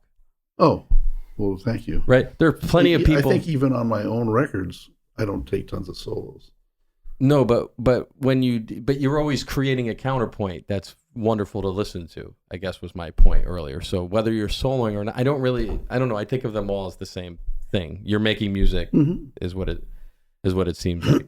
The first time I met you, I played with you. We were talking about this yesterday. So this was 1990, I think. And I didn't realize at the time, we were talking about it earlier, that it was probably a little after that. Was it 91? Maybe, because we bought our house in like the November of 91. Right, and I had dropped out of school. I just couldn't afford to keep going to school, and it was the fall of 91. Oh, okay. I started in 90, and I did a year, and then took the fall off. And I met you in New Paltz at a club, and it was you and Jimmy Madison. And then we had played, and you remember the tune. What tune did we play? Stella. No, Have You Met Miss Jones? Oh.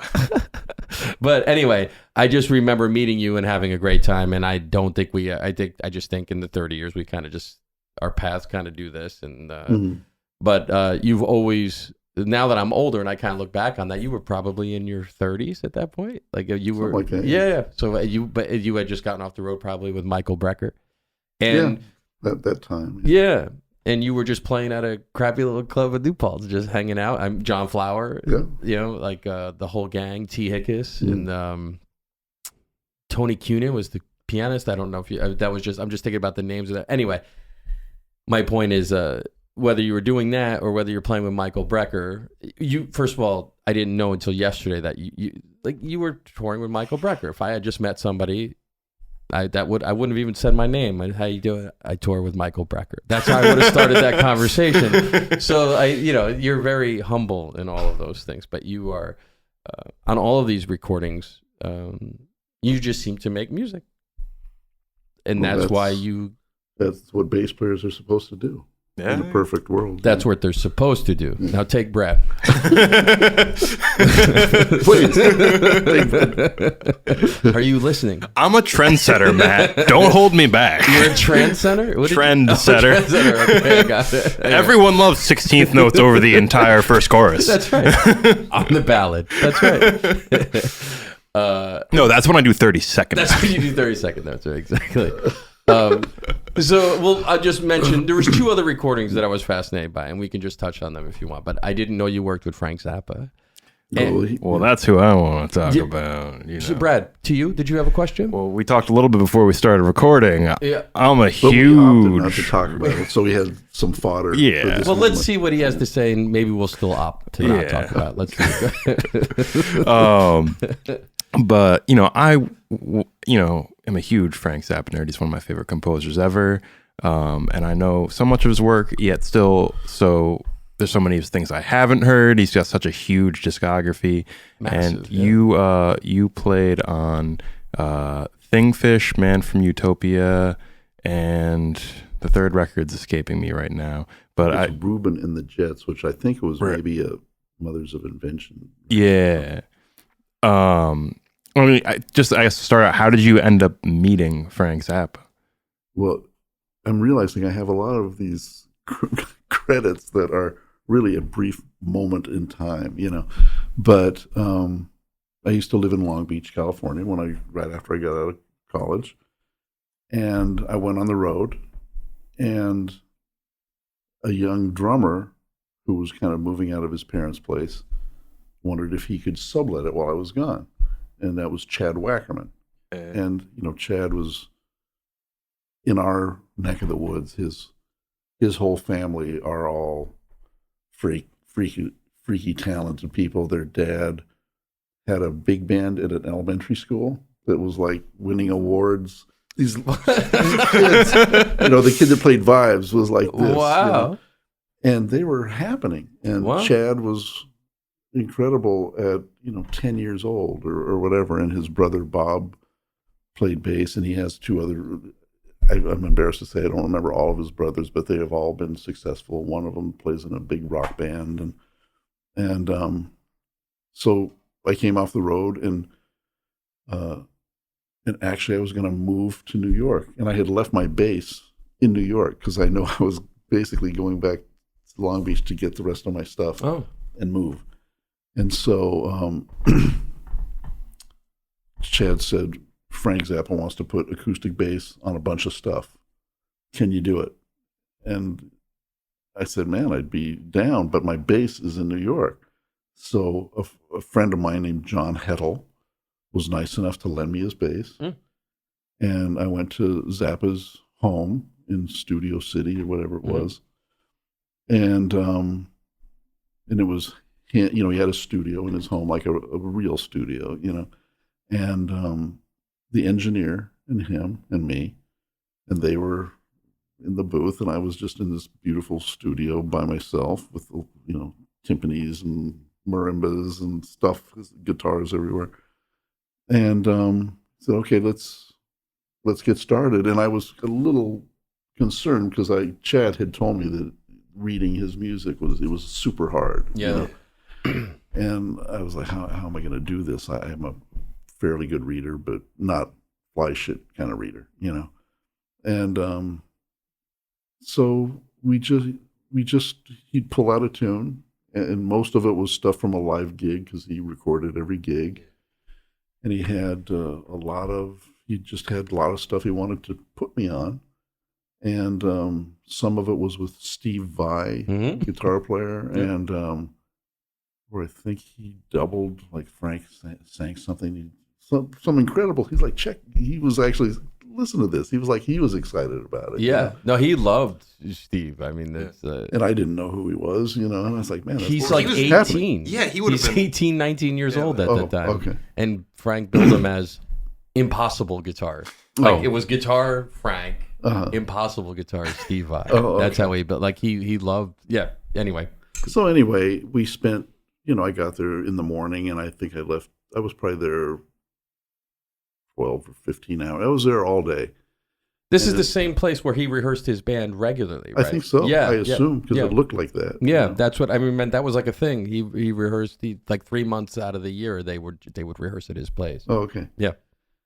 So, and I just remember this particular anecdote.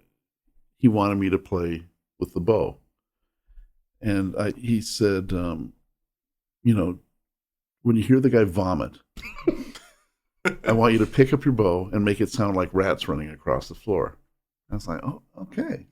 So I'm sitting there and I hear, and I'm like, okay. And I did, and he was totally cool with it. I don't even remember what I did. It was kind of like contemporary classical music, all of it, like using some arco kind of techniques I learned playing Penderecki or whatever. And so years later, this was maybe 8 years ago. Is it Rhino Records? Sure. Yeah. Yeah. It moved, and I was in there looking at records, and I saw. It's in like the little, the little area, shopping area now. Yeah. Water Street. Yeah. So I went in there, and I said to the guy, I found something that I was on, and I said to him, "Can you order CDs?" He said, "Yeah." And I said, so he ordered like the other two, and so. Now I have the CDs. Mm-hmm. I'm at home, and I can't wait to hear them because it was at that point it was 20. Yeah. Well, I moved to New York 40 years ago, so it was 30 years ago, whatever. Mm-hmm. Hadn't heard it, and he. I think I told you briefly, but he had won a lawsuit against, I believe, Warner Brothers, where he got the rights to all of his music back, and that's why he was doing this. He got the music, and he was just doing what he wanted with it, One of which was having acoustic bass on a few tunes. So so now I'm listening to these CDs and didn't remember most of it, but this one tune is playing, and then I hear, and I'm like, I think this is that moment, and let's see if it's as I remember it 30 years ago or whatever. Yeah. And sure enough, and he's saying something, and the guy vomits, and then I hear this kind of pointillistic Arco stuff, and I was like, damn, it's because I've actually told that anecdote to a few people, including the guy who runs the Frank Zappa fan club or whatever, and saw my name listed in some thing and contacted me about 2 years ago. And wow. So, and I told him and other people, because it's kind of a colorful little thing, and sure enough, that's what it was. Now, is this part of the Thingfish one, or is this something different? I think that was on Thingfish. I'm not sure. It sounds like it. I haven't listened to Thingfish just straight through. Like, I know songs off of it. It's long, but there's so much stuff that's like narrative and thematic, and I could see it. Because I think is that an opera? Technically, or something? It was like a Broadway musical that he was doing, right? Because I was reading about it because I had never checked it out before. I think I've seen it called an opera, but it's whatever. It's astounding. And I don't think he wrote it as an opera. My impression was that he had these different musical things that he had recorded, and he's the narrator, right? No, he's not. The narrator is Ike Willis, I think, but yeah, I mean, I think just when I've read it, it was called an opera. Okay, it's long. I mean, there's a lot of music. Yeah, it's amazing, and a lot of those songs are in other things too. Like I love like Mud Club. The Meek Shall Inherit Nothing is like one of my favorites, and that's like on a lot of his records. Yeah. I mean, I love his live records because that's like, there's live tracks on there, but in general, just to his band, the character of his band that he'd put together, I feel like it would be brought more to life. In a live setting, I feel like it just was like his element. And some of this was live that he wanted me to add. Oh, and I know about him do like xenochrony or whatever he called it, where he's taking all the live bits and he's like splicing them into like his records and everything. But I guess what I I had one question I was going to ask, and I keep flipping back and forth. Okay, the first one I'll ask is like, was he like intimidating or like pleasant? Like how? He was totally pleasant. Like I feel like he did not. There was not a moment where he didn't have a cigarette in his hand. Or, unfortunately, and he was totally cool. He wasn't. At one point, this sounds like a cliche.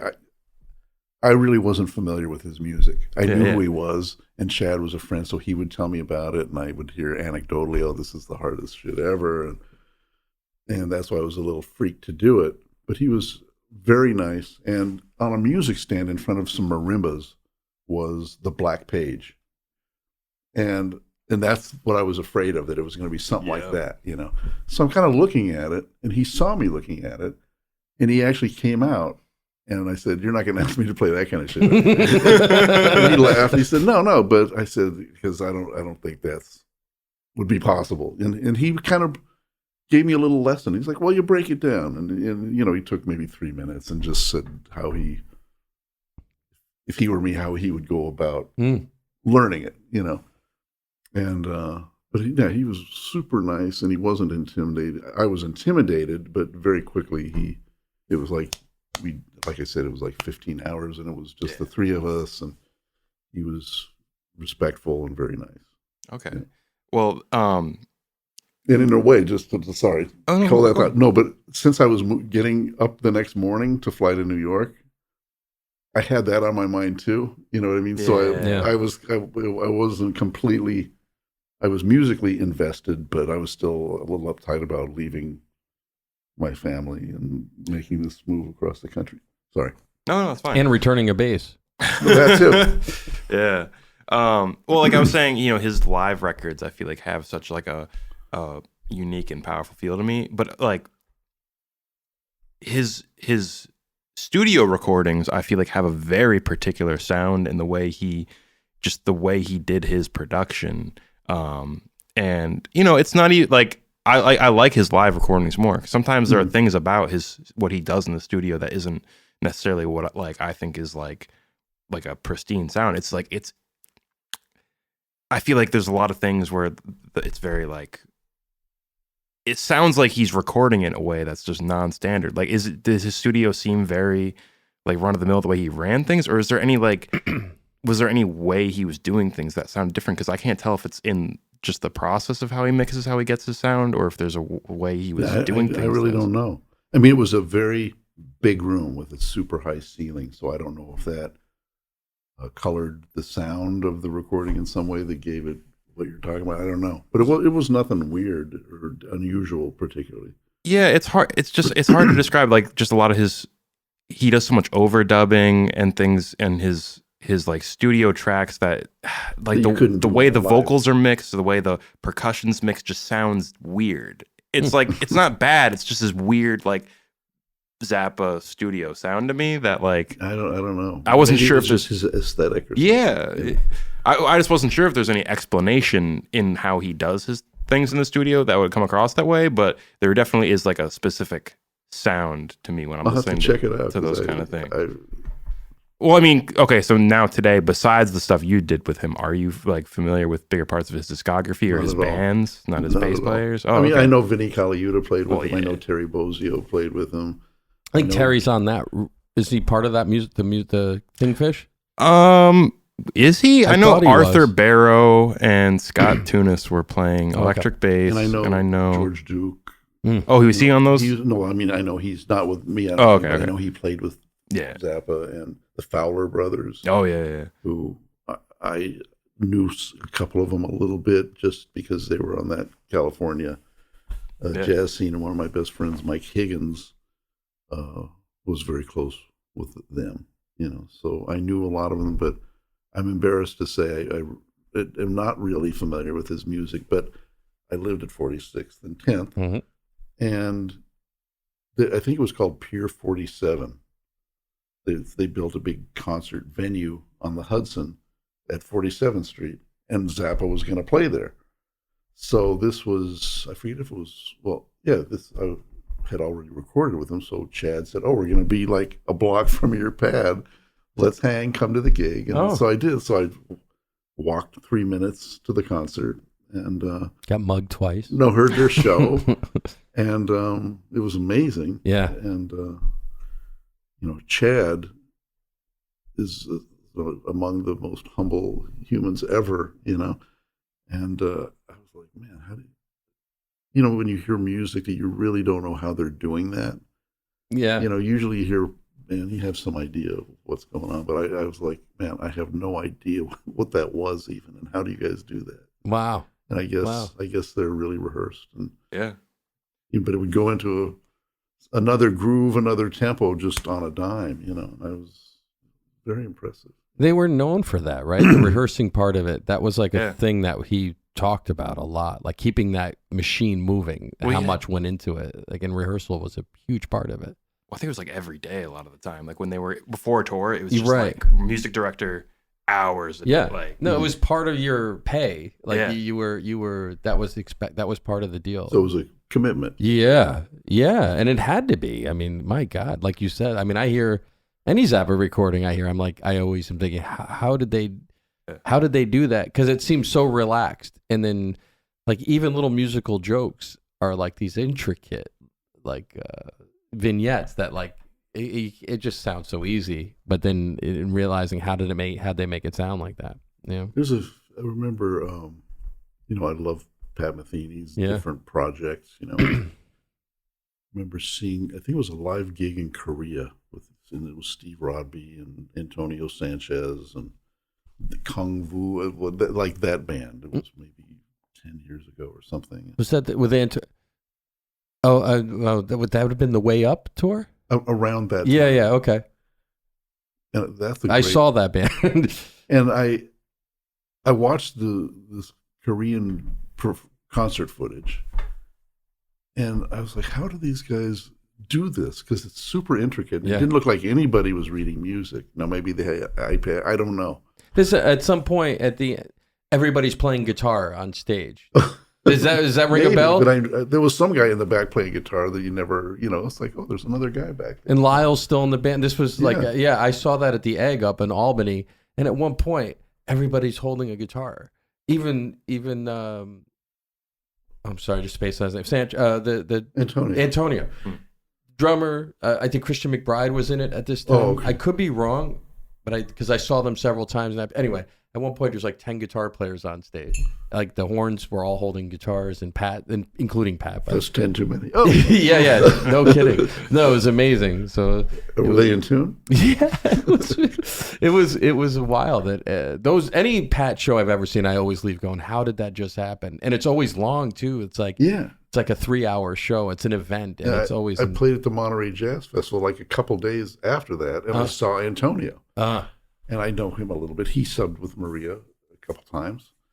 And I said, man, I was just watching this video of you a couple days ago. I said, how do you guys do that? And Steve Rodby, like electric bass, acoustic bass. At one point, he had the electric bass hanging over his back, and he was playing acoustic. And it's just hard.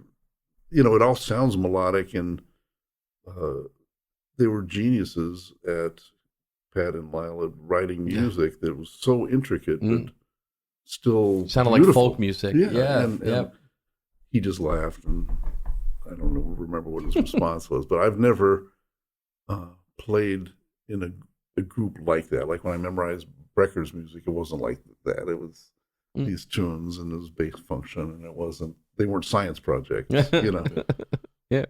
Yeah, it's an amazing. Every time I've seen him, it's been like that. It's always a different set of musicians, but always that kind of thing. And I just when you said being out in the West Coast with Frank, I still think of this and laugh when I about 10 years ago, just before we recorded the "It's Not That Far" album. I called you. To get his plug. Yes, It's Not That Far, the Matthew Finck, Jonathan Ball project. I think it had 9 listeners this month. No. Spotify. But I'm going to pull it because of the Rogan. Anyway.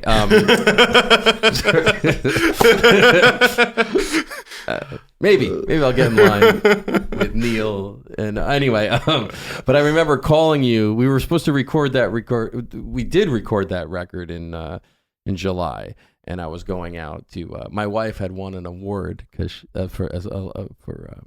from the American Library Association, the ALA, I believe.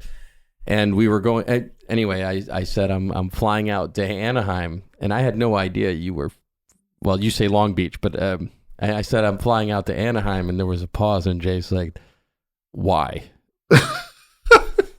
Like, why would you? There's no, like I just no. That's I have to say, I would like to say I have some pride of where I come from, but anybody from Anaheim. There was, my band directors that I had, and Mr. Gunderson, my high school band director, still with us, still supportive. Wow, amazing. Great, amazing. Both he and Joe Bearden, my junior high band director, were the most supportive, incredible people ever, for me. Yeah. And, but Anaheim in general, Disneyland, Knott's Berry Farm, in the next town over, and pretty much no culture happening.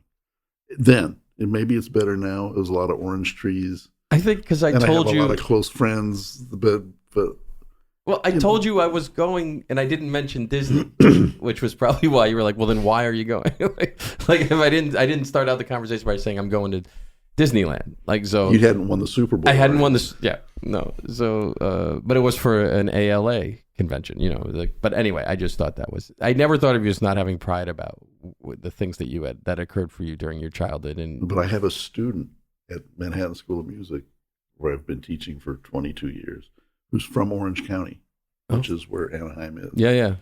And we say behind the orange curtain. Oh.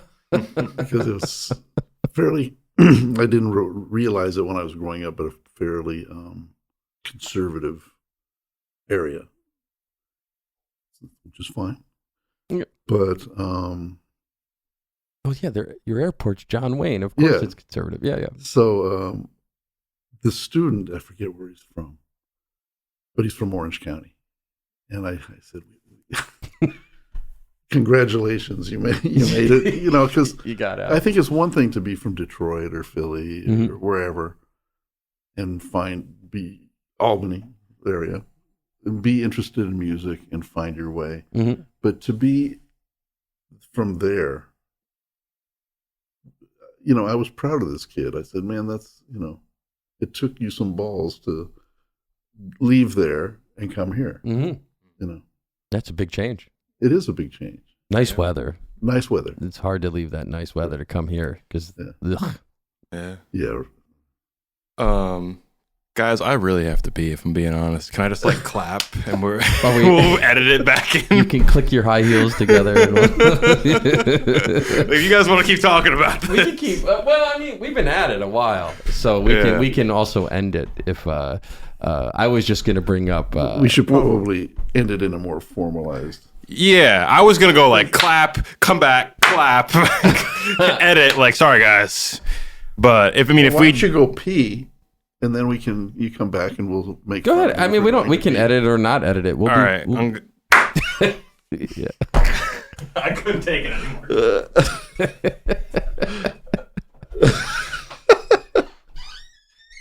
All right, let's talk about them. We can pause here, but the only other thing I was going to bring up was you recording with Tom. Tom Waits. I didn't realize that you had. That's another one. That was just a one-off kind of thing. Well, it was a 2-off. It was a bass player, Greg Cohen. I don't know who that is. No. He his wife was Tom Waits' wife's sister. Oh, wow. So they were like brothers-in-law. Wow. I guess. And Greg's a great bass player, and he lived in LA when I was in Long Beach, and we knew each other through mutual friends. And he moved to New York area, and I did. And he was kind of Tom's musical director. Okay. And so, and he would do arrangements for him and other stuff. Mm-hmm. He couldn't do something.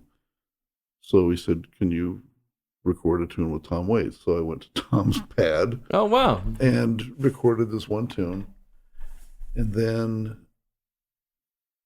he did and I was just looking at this up the other day because I never saw the movie, but he did a soundtrack to a documentary about homeless kids in Seattle. Oh, here he is. I mean, he played a couple tunes on this thing. Oh, okay. So I did a couple tunes. Okay. Cool. So you weren't really, it wasn't a long hang with Tom. It was like an acoustic based thing on. Exactly. Okay. But it was close quarters with him. Yeah. You know? Yeah.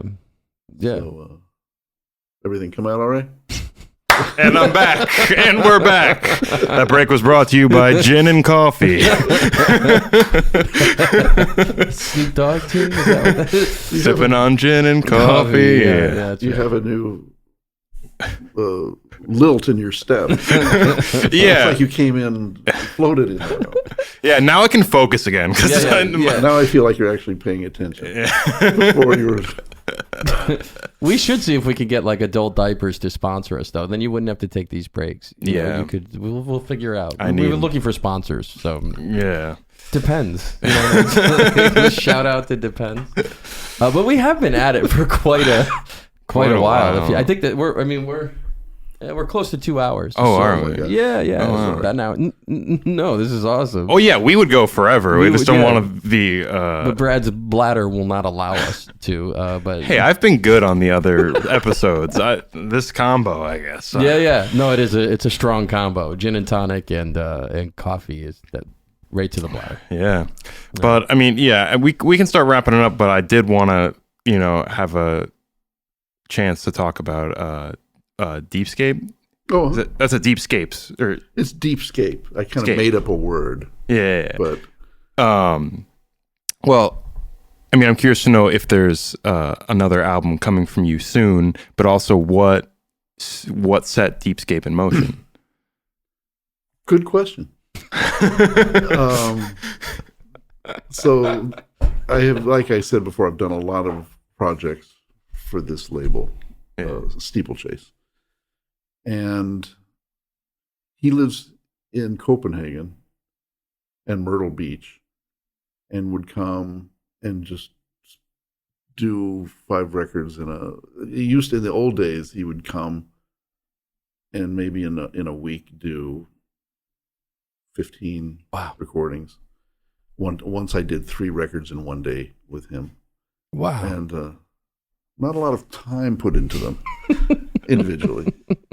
But so he was here 4 years ago and he said, "Do you want to do a record?" And my first couple records, I was writing a lot, and I had material prepared and recording for this label DMP with other people, Warren Bernhardt, who lives up here, and some other people, Bob Mitzer. And at that time, I was writing and had material ready to go. When Nils asked me, it's not an excuse, but it is an excuse. I feel like I've played with so many great composers and was busy playing, writing music kind of, it didn't become a priority. I didn't have the interest or wherewithal or whatever. And I felt like I was playing a lot of great music and I didn't feel like I had that much to bring to the table. So he asked me if I wanted to do a record, and I said, well, let's talk about it. So the next day we had another session. I said, why don't we go out for a beer? And he proposed something. I won't go into great detail, but I didn't want to do that, And I said, I'll tell you what, I'll do something. I'm not sure what it will be, and you will have the final say, but just let me record it at home with who I want to do it, because he loved being part of the process, being in the booth. And did it for 50 years, having a label. And I had done a couple records with Vic Juris for that label and some others. At home. Like 4, at least 4, right? With Vic Juris? With Vic, yeah. There was more than that. Yeah. I did 8, 15, 14. For Steeplechase. A couple of them were for different labels. Oh, okay. Yep. For Steeplechase, probably 10. Okay.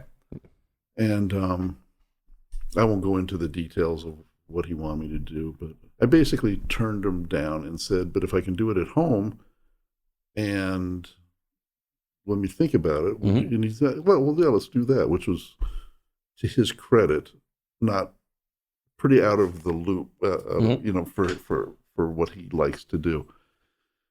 And so, that's what I did, and I picked some tunes that I really liked to play, and had a couple other things, and tried to do it in a way where, Matt Wilson played drums, and Frank Kimbrough, I don't have a piano, but he had a harmonium. You know what that is? Harmonium? It's like it sounds accordion. Accordion, yes, yeah. But it's used a lot in Indian music and folk music. I did a gig with Allen Ginsberg, the beat poet, and he had one. You basically have to pump it with one hand and play with the other. You're not talking about Allen. You're talking about the... Yeah, okay. He... But you don't pump Allen. I that's what the joke I was... Anyway, please move on. I've seen the instrument, though, but I know nothing about it. Yeah. Like, no, it's cool. Okay, not unlikely, but we did a record with Ryan Truesdell, sure. Gil Evans music. Yes. And on there was a tune where Frank had just bought this harmonium. Yes. And I loved the sound of it so much. And I said, man, we got to do something someday with you playing that. So he played harmonium. Ruggiero Boccato played percussion. Kirk Knufke played cornet. And Billy Drews, one of my favorite musicians of any instrument of any time, played alto and soprano and I think bass clarinet. And I wanted to do it so they could all come up together because they had to come from afar. Yeah. So we did them, and Kirk, Billy, and Matt. They all lived on Long Island, so they all came together. And Frank and the tune with Frank was a duet, and one was where he was just kind of adding stuff. So they had a house up here, so he could come whenever he wanted. You were kind of neighbors, right? Or, kind of, yeah. Yeah. And he passed away about a year ago, and Vic passed away 2 years ago. Yep. So they were both super dear to me musically and personally. So I just have to give them a shout out.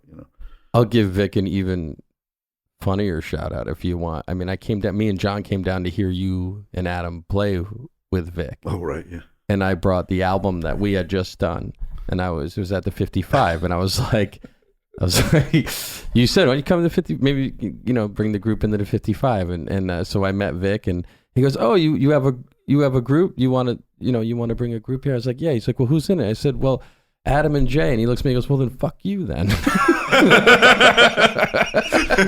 God bless him. He's so beautiful guy, but surly, It was so funny, though. Not exactly what I expected. Did you know he was kind of teasing? Oh, we laughed. I mean, I just fell out. Yeah. I mean, even if he wasn't teasing, it's too bad. That's hilarious. Like, maybe not the smartest move on your part. Totally. But I'm so sorry. Deepscape harmonium. No, so Frank played that instrument, and that's how it came about. Cool. He asked me to do it, and it's not like I was really prepared to do it, but I'm really happy with how it came out. And we did 2 of my originals, and standard kind of twisted up, and I actually did a. There's one tune I looked up the composer and I just can't find, and I was curious. Morton Feldman? On what? Just in general? Yeah. Oh, no. Do you know Morton Feldman? No. Oh. No. Well, you should know Morton Feldman. I should know Morton Feldman? Okay. Who's Morton Feldman? Well, he wrote one piece. He was a classical composer. Okay. And he wrote a suite called Rothko Chapel. You know Mark Rothko, the painter? I don't. I'm so sorry. We'll edit that. The like, yes. Don't look at me. I think this one behind you is one by that man. No, that's my mom. Yeah. I mean, Mark Rothko is one of my favorite painters. Okay. You've seen his paintings. Okay. He has a thing, and they all have this thing. Okay. And if you like the thing, you're a fan for life. If you don't, you could care less. Yep. But Morton Feldman, the composer, writes music like that. And Oh, wow. He's he wrote some pieces that are like, I forget, like a day long.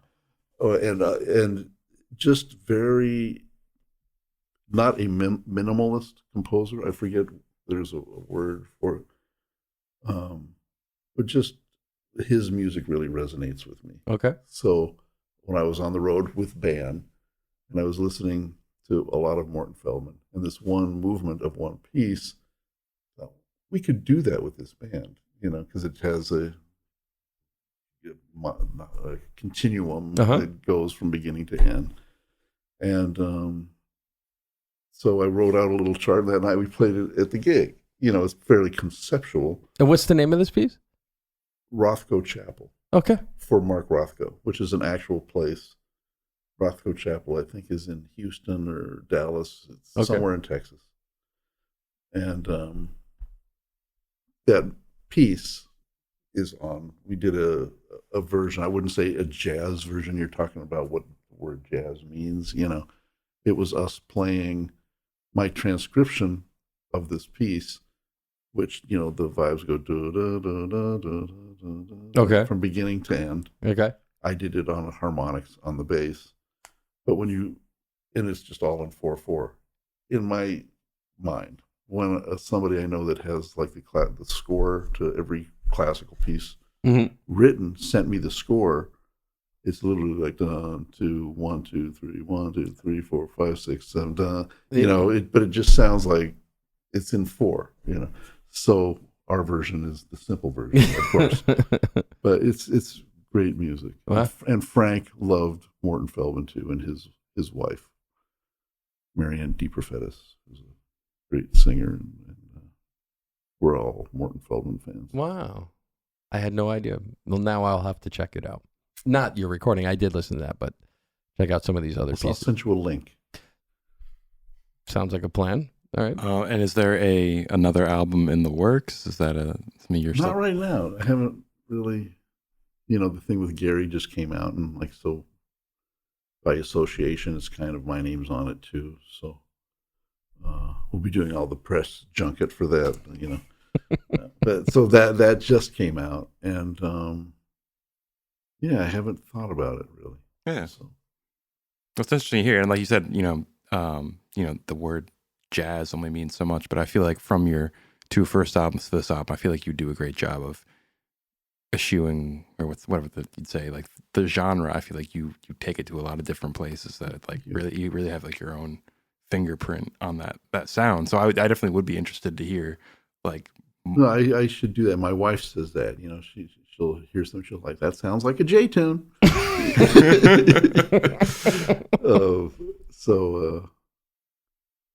When I do write, I feel like I have. It's probably because of my limited proficiency. Like writing music is like. I'm not going to agree with you on that one, but okay. No, you have to. You can't just say, "Oh, I'm going to write something." That's something that, every day you should get up, and whether you're feeling it or not, and just do it. And that's super hard. The people that do it well, it shows. Like Maria, Yeah. Frank wrote great tunes. Yeah. Yeah, you have to. That muscle has to be exercised. It really does.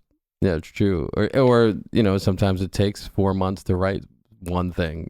That's but it's true. That's one of those things that every great writer I've known has said. You got to write every day. Probably the way you practice bass every day. It's like something that has to be worked. But it sounds like we're getting close to the end of this. And before we end, I did want to ask you about, and this isn't, I'm not trying to be funny at all, but I wanted to ask you a little bit. Someone who I've always loved and admired that you've worked with is Toots. And, And I just wanted to know if there was, anything regarding, I don't know how long your tenure was with Toots. That was a couple of years, and we did travel a lot. Yeah. Well, I watched the concert that I didn't know existed. There's like beautiful footage of you and, Kenny Werner. I immediately saw the words "effortless mastery," but because that's the book, right? His book, yeah. Yeah. One of his books. But I like talking to people who spend time with those kind of people. So I'm wondering if there's anything to impart that maybe some experiences you had on the road with him, or seems like quite a lovely, like he was a lovely human being. And I think he was like he played, you know. Really? Just, you know, just a beautiful, nice, respectful, funny, gentle person, you know. Yeah, that makes sense. And just, I'm so jealous that a guy could just have a harmonica, you know what I'm saying, and have it here, not even like in the, you know. Yeah. And pull it out and make, you know, and I, you know, he played guitar also. Mm-hmm. Whistled. And whistled. Yep. And had a whole, you know, bluesette. He called it my social security tune.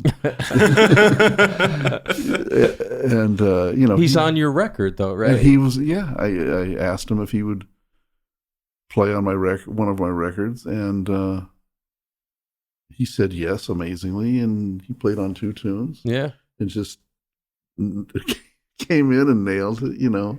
Yeah. And we did a version of What's Going On. And forget what the other two. Oh, it was a ballad. Yeah. I just listened to it. What ballad is it? It's my tune, and I can't remember the name of it right now. But just beautiful, man. And he really. One of you asked who influenced me and in what ways, and just the way Toots. I don't know how much formal understanding of harmony. He did play guitar, obviously, so he understood changes and stuff, but just the notes. He made music. Yeah. You know, like a chord extension and had a flat 9, just whatever. Just incredible, man. And to bring it full circle, on Walking in Space, that Quincy Jones record, Quincy Jones loved Toots. So Toots is all over all those records. Mm-hmm. And, you know, wrote tunes for Toots to play for movie scores and other stuff. Just incredible. Yeah. Well, that song I said before, Eyes of Love, like one of my favorite recordings of all time, that's Toots. Okay. And it's so beautiful, like his playing. And I transcribed some of his playing on that song. And it's like you said, like the note choices he picked, it was like just perfect, blowing me away. Yeah. He's all melody all the time. Exactly. And to bring that even full circle, it's exactly how I think of you. Oh, thank you. It's exactly how I think of playing with you. Thank you. Like all the time. It means a lot. Thank you. Not you, but you. Yeah, not you. Sorry. I think you're a great bass player. I just want to make that clear because I've been kind of a jerk this whole time. Show him a little love, man. You're good. My dad asked me. We talked about this on a recent episode. We like bust each other's balls, and my dad asked me one day. He's like, "Is this? Why does he say things like that?" I think this is a good career move. And I said I wouldn't say it if I actually meant it. Yeah, you know, we patched it up. So, you know, fully full circle, completely full circle. Yeah. Your wife is Kramer. Just burst in the door. Yes, we did start there. So thank you for having me. Thanks for doing it. I appreciate you. The roads as bad as they are for coming. And I saw all the ice come. I was like, we should be all right by Saturday, but I wasn't sure. Yeah, and then we rode out to. Yeah, it was still a little bad, but yeah. Thank you for doing it. Pleasure to have you, Jay. Yeah, it was an honor meeting you, Jay. Yeah, great to hear some of these stories and talk to you. And yeah, we'll leave it at that. Please like and subscribe for all of you podcast fans out there. What else? Is there anything else we have to announce? No, I don't think so. We got new lighting. Do you have a website you'd like them to check out, or a Instagram, or I don't think you have an Instagram. I don't have Instagram. I have a website. It's jandersonbass@gmail. Oh no, that's my. It's jandersonbass.com. Yeah. And if you want to send me an email, it's jandersonbass@gmail. And your grinder? No. All right. I don't even know. Coffee? And then you have a Facebook page. That's true. Yes, you do. I think it's just Jay Anderson at that, right? Or is it Jay Anderson Bass as well? Is your fan page? Is it a fan page or is it an actual? I have a fan page. Yes. That Okay. I started, but I haven't. I accidentally created it. Yeah. Yeah. Yeah. What else? So recording with Gary Dial. That's the new one out on Steeplechase. A Dream That We're Not In. Is that what that's called? Living a dream we're not in. And Deepscape. And Thank you. what else? Throwing that I think that's it. Is that There's it? too many to name. There's too many to name. We got. Next month we have Jesse Gress will be in the studio to interview Jesse Gress, great guitarist, with Todd Rundgren at the moment. Wow. So Been a pleasure, Jay. Been a Thank pleasure. you. Thank you. Thank you for doing it. Mink and the Monk. Make it the Monk signing off. Yep. See you next time. Yep. All right. Great synchronicity with our clap, Matt. You want Let's to try? all do it. Yeah, here we go. Ready?